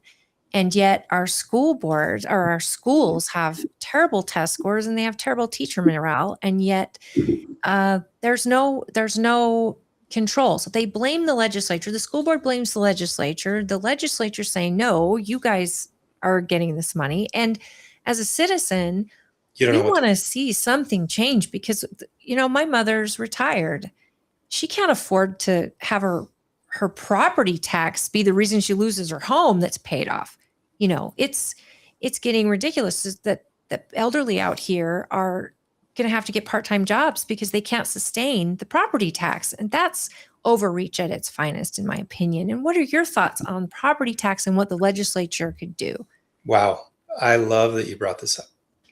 2018, House Bill 293. Write that down. I hope that's the right one. House Bill 293 created the Equity Pupil Unit, and it froze the levy for property tax in the state. It froze it for a period, I think, of 7 years. The intent was to increase bring up to equity all the districts that have that had a low weighted pupil unit based on property tax values, right? So that's the dynamic of like Summit County has the highest property value in the state, right? And like Tintic County has or Tintic School District has like the lowest property value in the state. I probably have those a little bit off, but you get the idea. They're way off balance, right? And so in 2018, the legislature passed this bill to freeze that levy, so that that is the correct one. It would bring those property values to more equity. And unfortunately, and it was supposed to be for 7 years, so it's actually released last year. So that rise that we have seen has been because of that bill. And I'm thankful to have voted against it. And I voted against it for this very reason, because there was property taxes for education for listeners who may not know. Property taxes, they have a float in them. So if you have a home that's valued at, say, $400,000 and your home value goes up, the school district is not supposed to benefit directly from that. They're supposed to go to their voters and increase their levy to receive additional funding. Your property value up and down should maintain the same level of funding for the various parts and pieces of your property tax bill. It's unrealized gains you're being taxed on. Right. But in 2018, the legislature said, no, we're going to freeze the float. We're not going to let it float. We're going to freeze it because we know that naturally property values will increase. So that's problem number one. Problem number two, we all know what happened between 2020 and 2023. Property values in the state, as well as everywhere in the country, had a once in a multi-generation increase in property value, right? As a result of COVID and scarcity and people deciding to move to Utah, all of that. And so property values just went way up. Well, you have no frozen levy anymore. So that's why everybody's property taxes went precipitously up with the change in the change in your value. So thankfully that's fallen off. So we shouldn't see that continued increase. They should now be level, unless the various municipalities or mosquito abatement district or your city or your library or your recreational group, unless they raise taxes, which of course they can do through truth and taxation, and they have to hold a public hearing. As you know, that was the tax commission's problem with the Tooele County thing. They have to hold a public hearing. They have to face the voters and prepare to receive those repercussions if it's significant. Of course, they have the ability to raise those taxes. 60% of your property tax, about on average, goes to your school district. The rest of it goes to the various other, you can look at your property tax bill and see the various other parts and pieces that are funded through that property tax. It's important to note the state receives zero. Right. Not that the state, there's no person there, but the state receives none of your property tax. There were efforts this year, which I don't think passed, to increase your primary residence exemption. So if your house is worth $400,000 and you receive a 65% exemption on that to 45%, I think that's right. So you're only paying tax on 45% of that amount. And there was a desire to increase that exemption so that. But it didn't pass. It didn't pass. Well, and it's a property tax shift. I mean, it's important to note it's not a cut, right? It would be shifted to businesses. So businesses would now have an increase in property tax to cover that. And as you all know, I mean, we understand economics well enough to know businesses they're not going to just take a cut in profit, right? No. They're just going to raise prices. So in the end, we all pay for it anyway at some level. But of course, you have a choice to go shop at that business or not. The real challenge is when you have somebody who's buying, who's selling a product that you can buy across state lines. So if you're having to increase your price, but you could go, to Wendover and buy that same product for a lot less, you may make that decision if it's a durable good or a large purchase. So we always have to be careful about how competitive we make ourselves or not. But property tax is an issue, and it's something that's not going to change unless we make change from the state perspective. And we have to be careful about that because 60% of it does go to schools. And I don't think anybody wants their school, their teacher, or, they don't want them to suffer as a result of those changes. My question is, our school could use and this is nationally, as the cost of schooling has gone up, the value from the schools has gone down. And this is measured. Since the Department of Education opened, we haven't elevated in our national report card once. We've gone down every year. And you could argue that with me, okay, if our report card was globally rated and other countries are advancing, which shifts us on a curve, but it's just us against us. Means my education in the 90s wasn't as good as my father's in the 60s. And my son's education in the 2000s or 2010s wasn't as good as mine in the 90s. So we're getting a lapse there. Now, I argue, granted, a lot of that lapse seems like our education system has drifted away from primary education and more into social education and things like that, which has hurt us bad. Because if you're going to pull time out of the day to learn history or math or English, to learn about who you're supposed to protest on week 7, that's taken time out of the day learning proper stuff. But and then our school builds this our school's not spending wisely. And so, and they happily had a truth and taxation meeting, and 100 people get up and argue with it, and not one person is in approval of this, and they vote anyway that night in everyone's faces. And it's, at least, people got so angry. They've all got challengers this year, which I love. I love to see that. The first time in a long time. But, I just want the legislature to do a few things. One, I think that school boards should be partisan. The state school board is partisan. I think we should know what platform these people represent, how they're going to spend their budget. And I think that it would be very important. And I know that was coming up on the Hill. Yep. And I would love to push that, because I think the sheriff is the last person who should be partisan. So is our county clerk. But the reason they are is mainly the budgets that they are in charge of, and a lot of the things that they have to do on behalf of the citizen. And I think that having them present their beliefs and, their platform is crucial to knowing what kind of leader representative they will be. And so I think the school board should be that. That's one big one. And, I think too that schools should be built based on projection and not current kids, because we've got all these in the pipeline. We've got all these developments starting and neighborhoods that are being built, and the school they build is this ginormous, it's collegiate looking school, but they built it to fit the students that are here now, not the ones projected to be here in the next 5 years. Like this big, huge open space. That is a space where they could have put 20 more classrooms. You got 3 layers there. They could have put 20 more classrooms in there, had a lunchroom on the bottom, but they built this big, huge space. One, that you have to heat and cool to keep the school, structurally functioning year round. And 2, it's not used.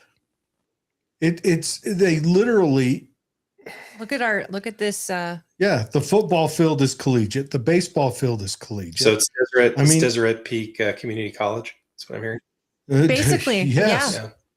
Yeah, and close half the year. So we had some of this challenge with some of the schools being built in what is now Canyons and Jordan School District when I was in office, and we actually passed a bill. I sponsored a bill that forced the school districts to provide transparency in the construction costs and submit them to the state. So we have it's in transparency.utah.gov.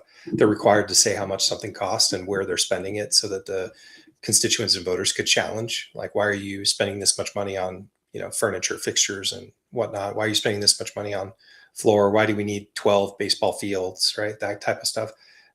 Corner Canyon High School, if you've been over there or seen that in Draper, was the same perception, right? Corner Canyon Community College.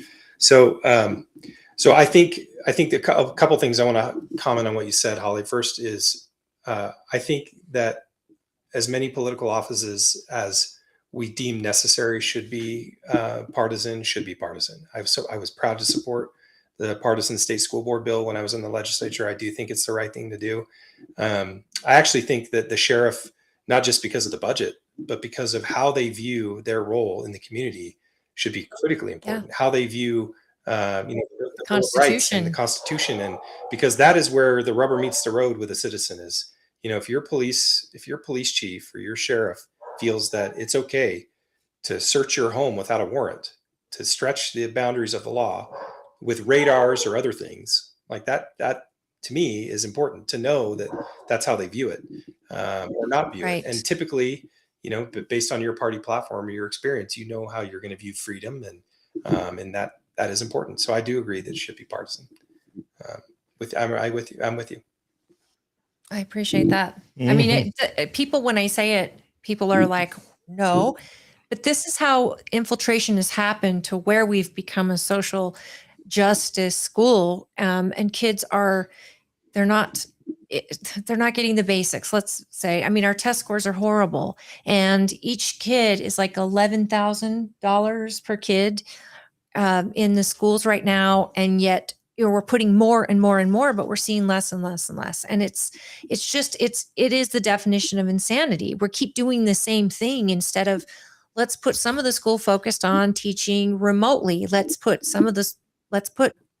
literal trade schools within our high schools, so these kids can go back to learning trades, shop or mechanics, sewing, and, home ec, things like this, where the kids are actually learning a trade as well, or at least a life trade that's going to get them as ready adults. It's really troublesome to me that the school system feels so broken, and yet it's literally, we're paying into it constantly. And when your house payment is going up and up and up, and yet your children are coming home and they're not learning anything, and they hate school. They feel like it's a prison, and their teacher's throwing them a Chromebook and saying, here's your assignments, and teachers' hands are tied about what they can teach or the curriculum. And it's so sterile,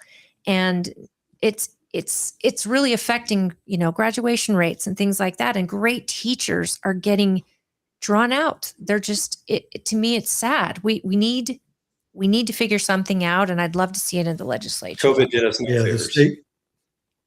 The state-sponsored daycare system we've built. It went from educating children to having a state-sponsored daycare so they can get both parents in the workforce, so they can get two avenues of taxes. That's what it feels like. Look, as I mentioned, we educated our 5 kids. We've got two still in the public school district. We chose to educate them in the public school system, and we've been grateful to be involved and participate. And I think that's a critical part of the education, being as involved as you can with your kids. But I'll also say that I believe a parent has the choice to choose how they want to educate their child, whether it be in a public district school, whether it be in a charter school, whether it be homeschooled. I think we need to continue to empower parents to make those choices in the best interest of their kids. And I also believe that I'm not an educator, And so I think it's always interesting when the legislature makes decisions around curriculum and other things rather than directing the state school board to make those decisions. And I think what we found over time is the reason why the state school board needed to be partisan is because we couldn't really tell where they were coming from and what their point of view was. And so it's important that we keep that up and that we keep paying as much attention to those elections as we do to the president and the governor and the U.S. senator and the state senators. We need to pay just as much attention to those elections as we do the big ones. This will be one of those years where there is no big one on the ballot. So yeah, we need to pay more attention. Or this affects your everyday life, your children, your greatest gift, that God's ever given you, your child, and the education is so important. And we've seen it with the state school board, and we're actually seeing great things come out, but then they give these recommendations to the districts and to the other districts. They can perceive them how they want and implement them how they want. So that's where I think it's important that we know where they're coming from as well. It'd be interesting to see what this looks like. It seems like the current administration is slowly tearing down the Department of Education. They're defanging them and then hopefully make them go away. And it'll be interesting to see what comes out of it 20 years from now, what the states and the districts look like education wise without a union and a parasitic federal department bleeding down. I hope that we have, we talked about we're in a renaissance with nuclear energy. I hope we have a renaissance when it comes to education in this country as well. I think we are sliding in the world. And, this is part of how we maintain, a strong economy, our prosperity, our faith, our freedom. It's how we do it is by having a strongly educated population that can compete because we're a global economy now. We're not a local one. We're a local one, but we're not only a local one. We're now a global economy. Right. So that's the only way we can compete is if we have a strongly educated workforce that can think, that can invent. And I fear we're losing our spot. It's true. And, we chose charter school for my kids, and it's been an amazing experience. And then, my kids went from K through 8 to charter, and then my son was just put into public school last year. And it was such a difference. The connection that he had with teachers all the way up to 8th was very close. I was able to, volunteer and be so a part of my kids' education.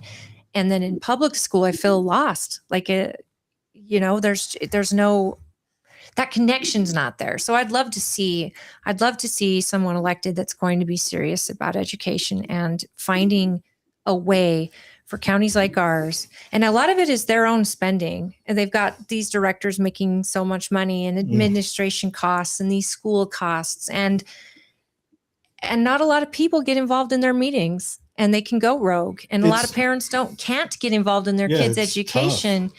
And a lot of teachers can't teach a curriculum that they like or want because their hands are tied by state or federal If they have rules. Their meeting on like Tuesday at 7, the parent who worked until 5 and then has 2 hours of homework has to decide whether the family eats dinner tonight or they get to go attend a meeting. It's true. And that's with every body of government. Right? And that's a fact. And that's, hate to be that curmudgeon that said, when I shouldn't say they, when the fight to move both parents into the workforce happened, it did serious damage to our social structure. I agree. But some of us I'm a stay-at-home mom. I'm grateful that my husband's been able to provide so that I could stay home. But a lot of that comes with sacrifice. Like if a lot of families that do that, they give up a lot in order to do that. And it is an honor to be able to do that. I know every family doesn't have access to that, but it did. It started separating families years and years ago. And we're in a place now where we need a renaissance, like you said, on a lot of different things. So we're almost reaching your time. So is there anything else you want to tell us? Or, we've kind of just going over I everything. think it's been great. This has been such a productive conversation. I hope you all and your listeners got to know me a little bit and where I'm coming from, and what I think I bring to the conversation. I guess maybe I would just end by saying, take a look at the website, but more importantly, reach out. My phone number, my email, they're on there. I want to talk to people. I'm not shy, so feel free to reach out. We can talk about the issues. We can talk about anything you want. Look, what I was known for while I was there was somebody who fought for limited government and transparent government, somebody who fought for economic freedom, the opportunity we have individually to, take charge of our own destiny, somebody who fought for individual liberty, that I believe in personal rights. And I believe that, we're endowed by our creator with those rights. They're not given by the government, and we have to fight for them. And we need people to fight for them for us. And I was known as a collaborative lawmaker. I passed meaningful legislation, but when it mattered, I stood for conservative principles. And sometimes that meant I went against leadership, and that's okay. That's because that's what I'm there for. So I hope people, take a look at that and get to know me. And I'm excited for the campaign, and I'm excited to get to know people, and I look forward to it. And are you looking for donations or volunteers? I know some people's time is very valuable to you, especially as a candidate, to get people to help and knock on doors. If people are interested, please go to his website and make sure you let him know if you want to learn more. Learn all you can about him before you offer to volunteer for him. I recommend. It's a clean website. I have to say it's that's a good-looking website. One of the better political websites I've seen. It's clean. It's one page that you flow down and you can find everything. If you want to donate, if you want to sign up, if you want to volunteer, it's all just really clean. So well, look, good job I will say all of those things are valuable, and I need them. So please, but I also would say, I'm a convention only candidate. I'm not collecting signatures. So as we're coming into caucus next week, state delegates matter here, and I'll be reaching out to them all individually, but I look forward to people's support in convention as well. And I am running for the seat for House in District 29 as a convention only candidate as well. And they're rare now. And that is what our GOP represents. And it sounds like another supporter to get rid of 54. I voted against 54 and for every repeal while I was there. I don't fault. Hey, so do you think this though? I do want to say I don't fault people that are doing it. It's the law of the land. Those are the rules of the game today. Right. So it's the sandbox we're playing. That's the sandbox. So I'm not faulting people that are doing that. I'm just saying that. But what I mean is we have someone, if it comes up, we keep voting people who openly run caucus only. Those will be the people who will more than likely overturn that law that allows the rich to dominate. Especially in the Senate, right? Because the House was ready. The Senate wouldn't take it on. The Senate likes the signature path. Yeah. I would say this on this note. 2012, when I was first elected, there was only one path, right? There's only one path. Right. I could only go the caucus convention system. That process taught me more about what representative government meant than it would have if I had just gone to a primary, and those people became, use this word, they became intimate constituents, meaning that they reached out to me frequently when I was in office. Right. And every year I said, you know what? I'm just going to keep going convention only. And those delegates just became the people that, would be vocal supporters, or frankly, they'd also be the ones that would be professionally frustrated if I voted a way they didn't like or on an issue. You were accountable. And we need that. That keeps us grounded as elected officials and lawmakers. It keeps us engaged with the things that matter. It keeps us away from the sort of ivory tower. It is a really important part of the process. And even if you choose to go signature, I hope people take the opportunity to also go the convention route and get to know the delegates and learn, what they care about. It's important to me. I trust the delegates so much. And, people say there's a lot of accusations, but as a delegate, I've never worked so hard. So much sacrifice. Right. Yeah. Well, and I believe lobbying is important as long as you have delegates on the other side informing the non-lobbyist side, the non-paid for side. And the reason I think lobbying is important is because, gun rights and all that is essentially defended nationally by lobbyists. But I think there are lobbyists that will have a negative impact on the average person's outcome. I can think right now the pharmacies lobbyist group is working real hard in the state to make sure that as many things has to go through them as possible. But that, which is why I want the delegates on the other side to say no. And remember how last caucus, it seems like it went, how we've talked about many times, how the general vote and the caucus vote did not match. Yeah, convention and primary. I was thinking that's because 54 drove a rift between people getting involved. Because after that, why would someone go out and say, I'm gonna become a delegate, go to the caucus when it doesn't matter? Yeah, it became, yeah. And I'm like you, I can respect the signature path because it is the sandbox we're in.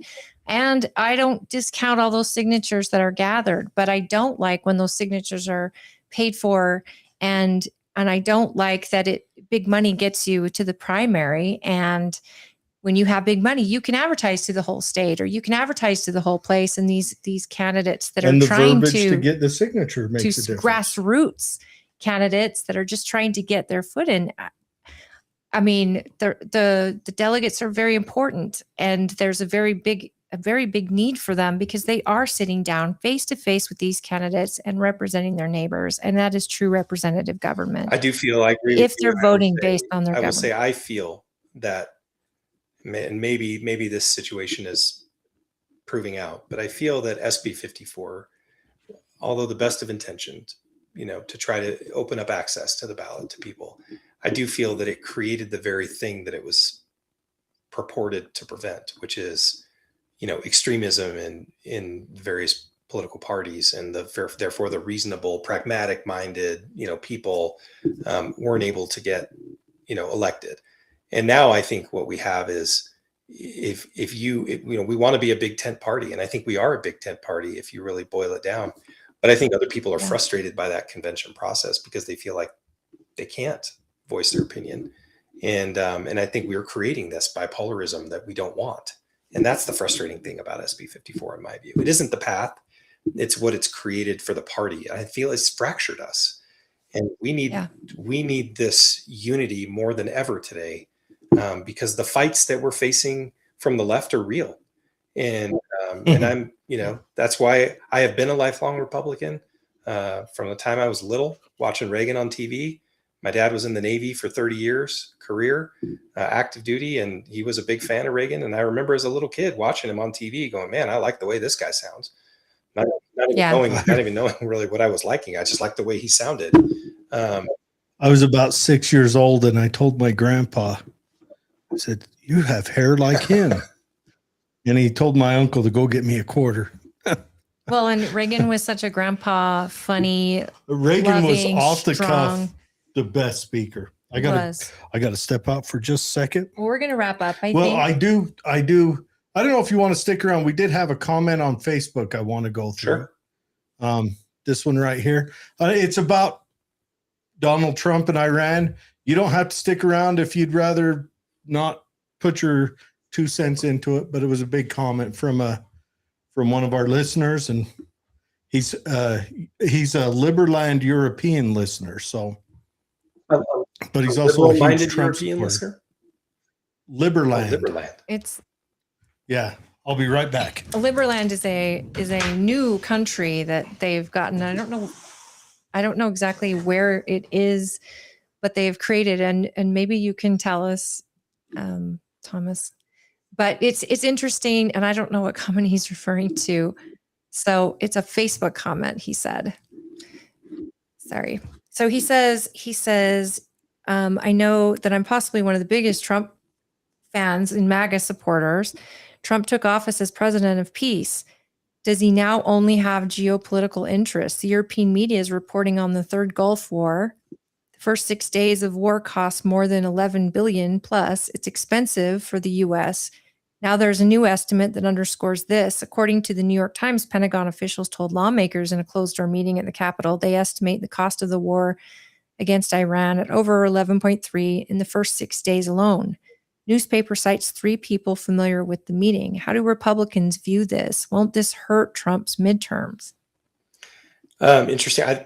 As you know, the state legislature doesn't really, we don't have any control over what our federal military does.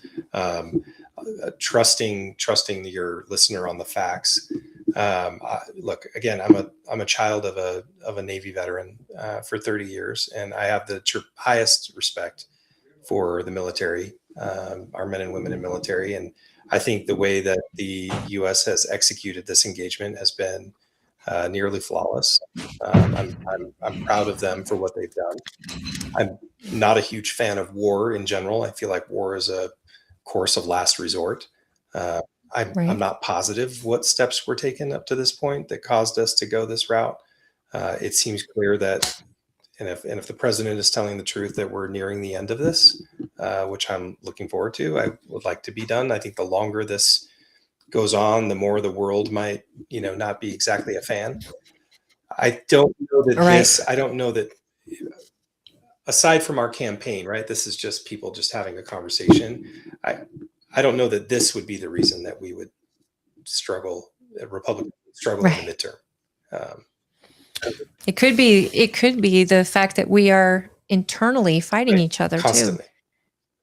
Always. And in this state, especially, I'm seeing reasonable people get together and have irrational and weird fights. And it's like we're forgetting what our goals are here. And you said it perfectly, what you set out to do with individual freedom and small government. I mean, you just described the platform of our party. I don't know what Trump is doing, and I don't think he's been a lifelong Republican. No. I just pray that he has good people that are giving him advice, and that he's telling us the truth, and this is about over, and it is based on American first protections and maybe making peace in the world. Jared is a veteran, and so I'm curious. He said that won't this hurt Trump in the midterm? Yeah, I read that earlier, and it definitely could. It has. But then again, I don't know.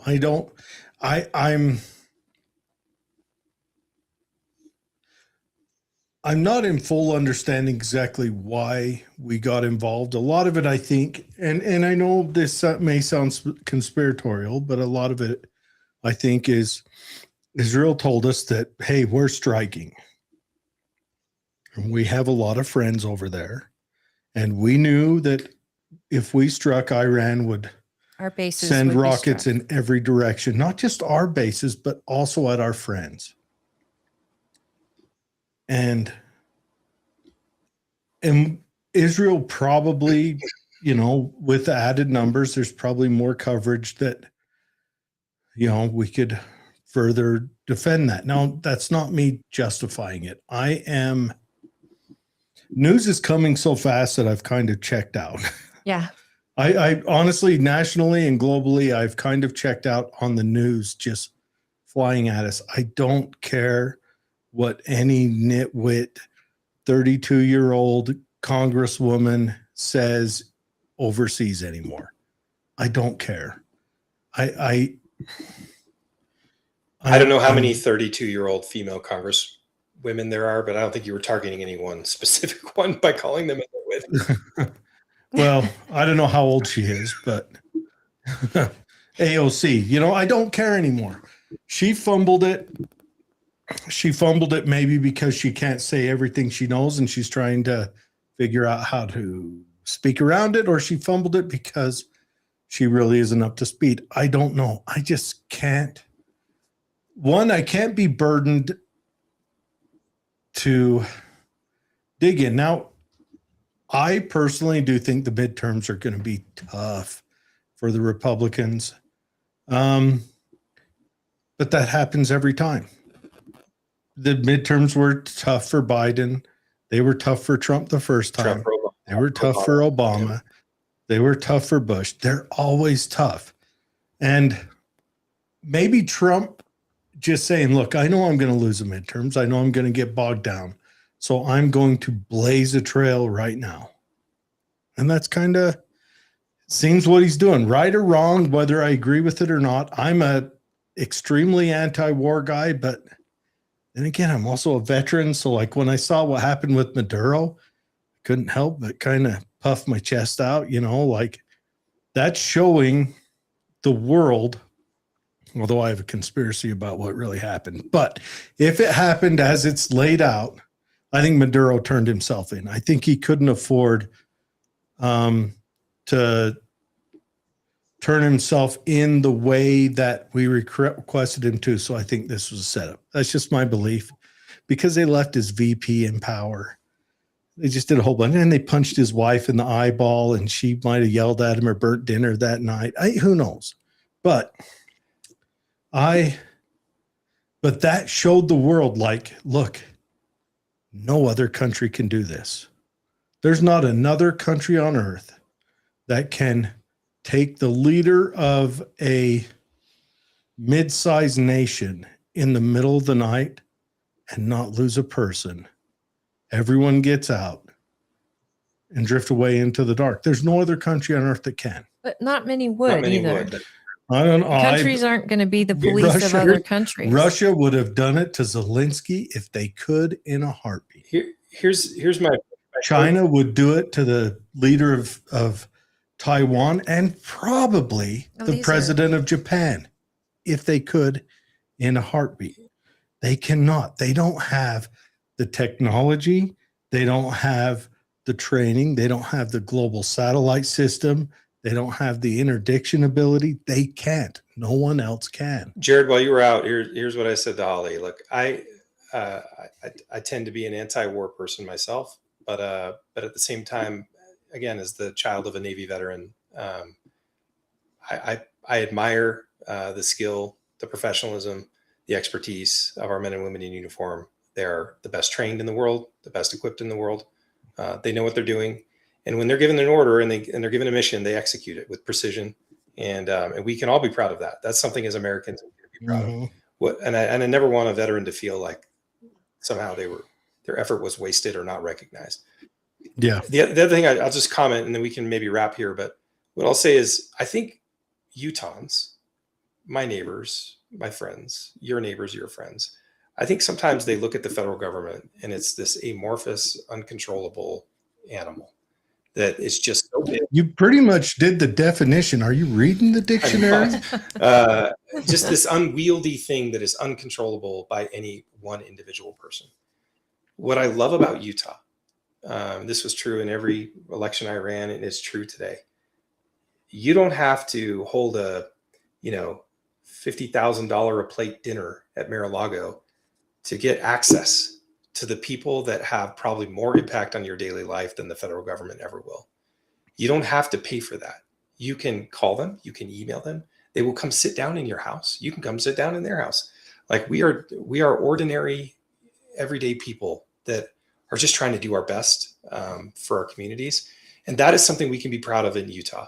It's not like that in every state, right? It's not like that in the large population states, but it is like that. Oh, imagine California, you've got to buy a wing of a winery. Probably. But I love that about Utah. I love that you have access to the people that really will have more impact on your life. And you just have to be willing to drive a long 300 way. miles here and only 30 miles back. It's not back. that far. It's all right. Yeah. Well, we are so grateful for your time tonight. Thank you very much. Thomas, I hope that your question was answered. It's all foggy to us too. Thomas is a big Trump supporter. He said that. Yeah, huge Trump supporter, like ridiculous. But this has him questioning, and he's from Liberland, which means he's a global libertarian. And so it's a interesting question. Tell him where Liberland is. Is it between Croatia and Yugoslavia? I think it's in Slovakia, like a river, a marsh. Slovakia, there's no Yugoslavia anymore.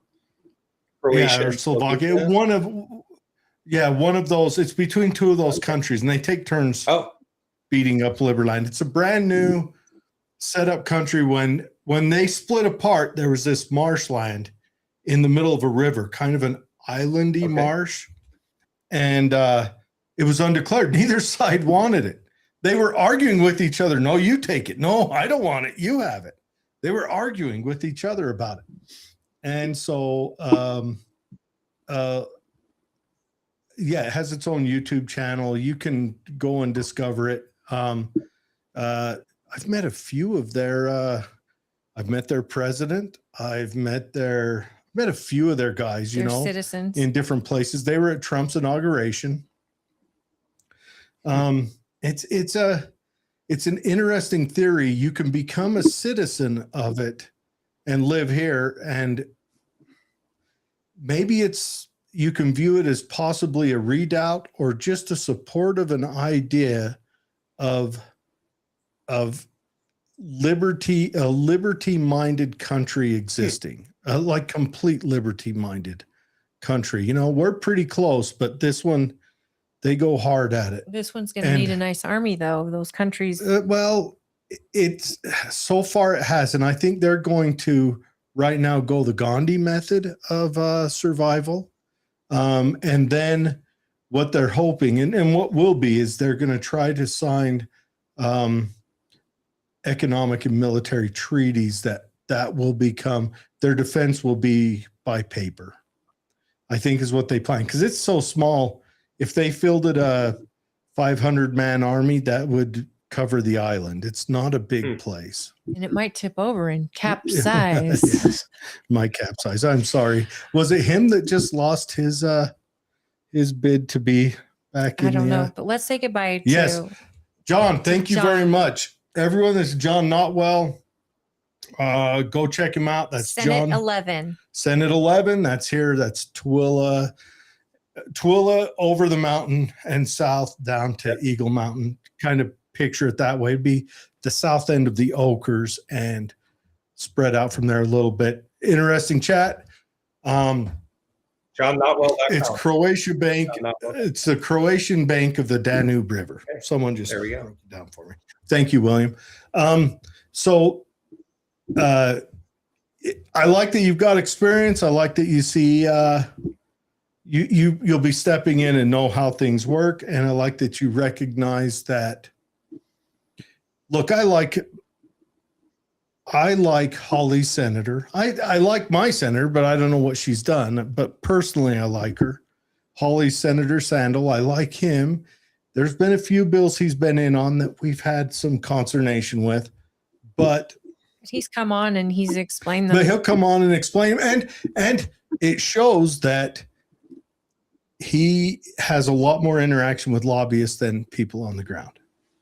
When he explains, like he didn't think about some of the points brought up, but that's neither here nor there. Because he was happy to hear. A lot of people aren't getting engaged with their electeds to let them know what they want.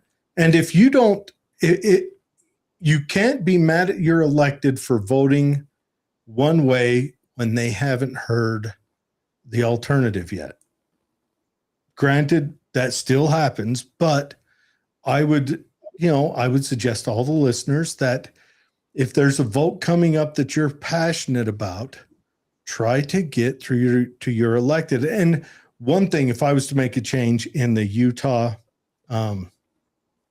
legislator website, is I would make it so that a year before all of the upcoming bills that are going to the floor are posted and they have a simple search. Like I would be on there, I'd be searching self-defense, firearms, taxes, vehicle, taxes, property. Those are things I'm into. But some people might search, is there any updates to the state level of environmental causes, things like that. And I would like to have those a year out. That way you have that time to talk to your representative. Because when that stuff's coming up on the floor and someone tells you about it, your time is very limited. Drinking from a fire hose for you guys as well. It is. It's drinking from a fire hose for anybody. I mean, Holly, you may experience this someday, right? It comes fast and furious, and you often don't have a lot of time to notice changes. You're relying on bill presentations on the floor that you're hoping are complete, and you can always tell the character of a lawmaker, by the way, when they say something or they omit something that is critical, they will come back and they'll reconsider a bill, which is, in my view, that's a really hard thing to do, because especially if the vote was close, to reconsider a bill is opening yourself up to the chance that it may not pass again. So yeah, you can always tell the character of a lawmaker who makes a mistake, either says something completely untrue or omits something critical, and they reconsider a piece of legislation. It's a tough thing. So they rewrite it and put the same bill back in for another vote? No, they don't rewrite it. They forget something, or they say something inaccurate based on, how they remember the bill being structured. And so, it passes based on a certain statement they make. And then if they realize they made a mistake or they said it wrong, they will make the motion themselves to reconsider the bill on the floor. So that is a character. the bill will come up and they will, they'll make that, they'll argue the bill again on the floor. Well, my mother says, great guest, very nice. Yes. And she was at Lincoln Day. Hi, Mom. And I hope that she got to meet you. We appreciate your time, and you're welcome back anytime. If there's something you want to talk about, of course, you just reach out to us, and best of luck on your campaign. Open invite. It would be cool to put together some kind of debate. I don't want a harsh debate, but let's get through the convention. I don't know if I'd want a debate. I guess rather it would have been good if we could have done it prior to the primary. Just everyone up there ask a question. They state their point. They don't argue with each other. They just state what their initial gut feeling is. Hey, look, I'm going to probably say something super unpopular. I've had the chance to meet one-on-one with Brooks and Chris, the two other Republicans in this race. They are exceptional human beings. So there won't be any fighting no matter what. We may have a difference of opinion on policy or how we approach it, but there won't be any, there's no mudslinging in this campaign. This is going to be a really clean race, and that's what we're not hurting. You guys are all great guys. We're not hurting for good candidates. I'm telling you what. And you guys will be my representative. Yeah. So we're not hurting for good candidates coming from the Republican offering, the Democrat offering. I also consider a good candidate. Oh, your dog? No, I knocked something off. Oh, okay. I've done that lots of times. Let's let him go. Yes. Anyways, everyone, check him out. Go there. And thank you, John. Yes, so thank you very much. Have a great night. Bye. Everybody, caucus is on March 17th. That'll be Tuesday night. And if you go online, you can go to utah.vote.gov. They should tell you your precinct, and check out the Tooele County Republican Party on Facebook or TooeleCountyRepublicanParty.org. They've got a website going. Hopefully you can get information. Attend your caucus. What night is caucus? 17th. It's Tuesday night. Next Tuesday? Yeah. Okay. I might be able to make it. I am on call. It's so important that you go share ideas with your neighbors, find out what it is that you're interested in. And if you run for a state delegate seat, please do it. And the state, the parties are going to set up meet the candidate nights. And I really, really hope you'll engage. And at least if you're voting for a state delegate, that you'll let them know what the issues are that matter to you, so that they can understand how you will vote as a state delegate. And then listen to your neighbors, give them feedback, and vote for them when you go to convention. I just want to mention real quick a couple of gun bills that came through. So HB 83 or 84 S3, it allows individuals 21 years or older to conceal a dangerous weapon at an institution of higher education without a concealed carry permit. So up until now, you had to have a concealed carry permit to carry in a state school. So now it's 21 and older. Now 21 and older, you don't need the concealed carry permit. We're leaning really heavy into the constitutional carry. I love it. Get training, folks. You still cannot open carry, period. You cannot open carry whether you have the concealed carry or whether you do not. You cannot open carry. Puts a target on you. Yeah, don't be a target. But yeah, so removing private institutions of higher education from locations where the offense is applicable, and prohibiting an individual, including individuals, from any type of concealed carry permit from openly carrying a dangerous weapon in institution of higher education unless the individual has lawfully responded to an active threat. So what this lines out that if, like, there's a school down around the corner and I'm driving home and I hear that there is an active shooter, I can, if I choose so, respond to that active shooter as a civilian. Very, very dangerous situation. If you're going to do it and the cops show up, you will have your butt handed to you, and they would be justified, because when police show up to active shooters at schools, they show up and their policy is you move to the gunshots. You don't wait for backup. You don't wait for anything. That is the most aggressive you'll see law enforcement. Put your gun down and lay down. Seriously, you hear the cops come in, you throw your gun, you get on your belly, you let them know where the shooter is. Yeah, and you will probably be wrapped up hard, because they're not playing. They're tuned in. And at private institutions such as charter schools and church schools, that's up to the church school or the charter school to whether These they are colleges, whether they right? allow Higher education. That's well, allowing BYU this. higher education, yes, colleges, state sponsored or colleges, you can Not junior carry it. highs and high schools, right? Junior highs and high schools, you can, yes. If you're 21, right? But you must be 21. That doesn't mean little Billy can carry. But yeah, so there's that one. I don't really care to read that one. Okay. Okay. 293 came out. There's a new bill. Is this it? 5 year? No, that's not it. Is this it? Okay. Establishes that an individual, this is Bill 133 S1, establishes that an individual is required to report or cause another individual to report use of deadly force to 911 or law enforcement in order to receive pre-trial justification hearing.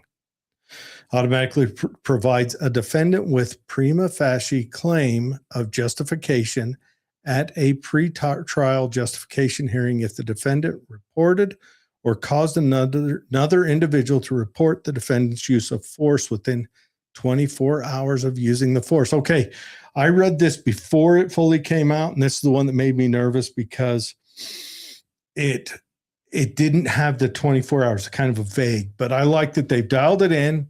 I like that if you have a use, and this came out of the Are you talking about like a home invasion or a protection defense? This is if you're in a use of force situation. Like defending yourself or your family? Yes, defending yourself. And this will bleed over to where it will give initial protection to a perpetrator as well if a situation comes up where it looks justified on the outset. But that's where the actual trial will boil that down and fill it out. But what they want is, there was a shooting up in Summit County in 2024, a road rage shooting where the guy claimed it was justified to shoot for self-defense, and then buried his gun in his house. They did the investigation. He didn't report it because he was afraid. Now, I don't know I don't think they've even had the trial for it yet, but the I think it was the state rep who put it in, it was from there. And so he wanted to add legislation that incentivizes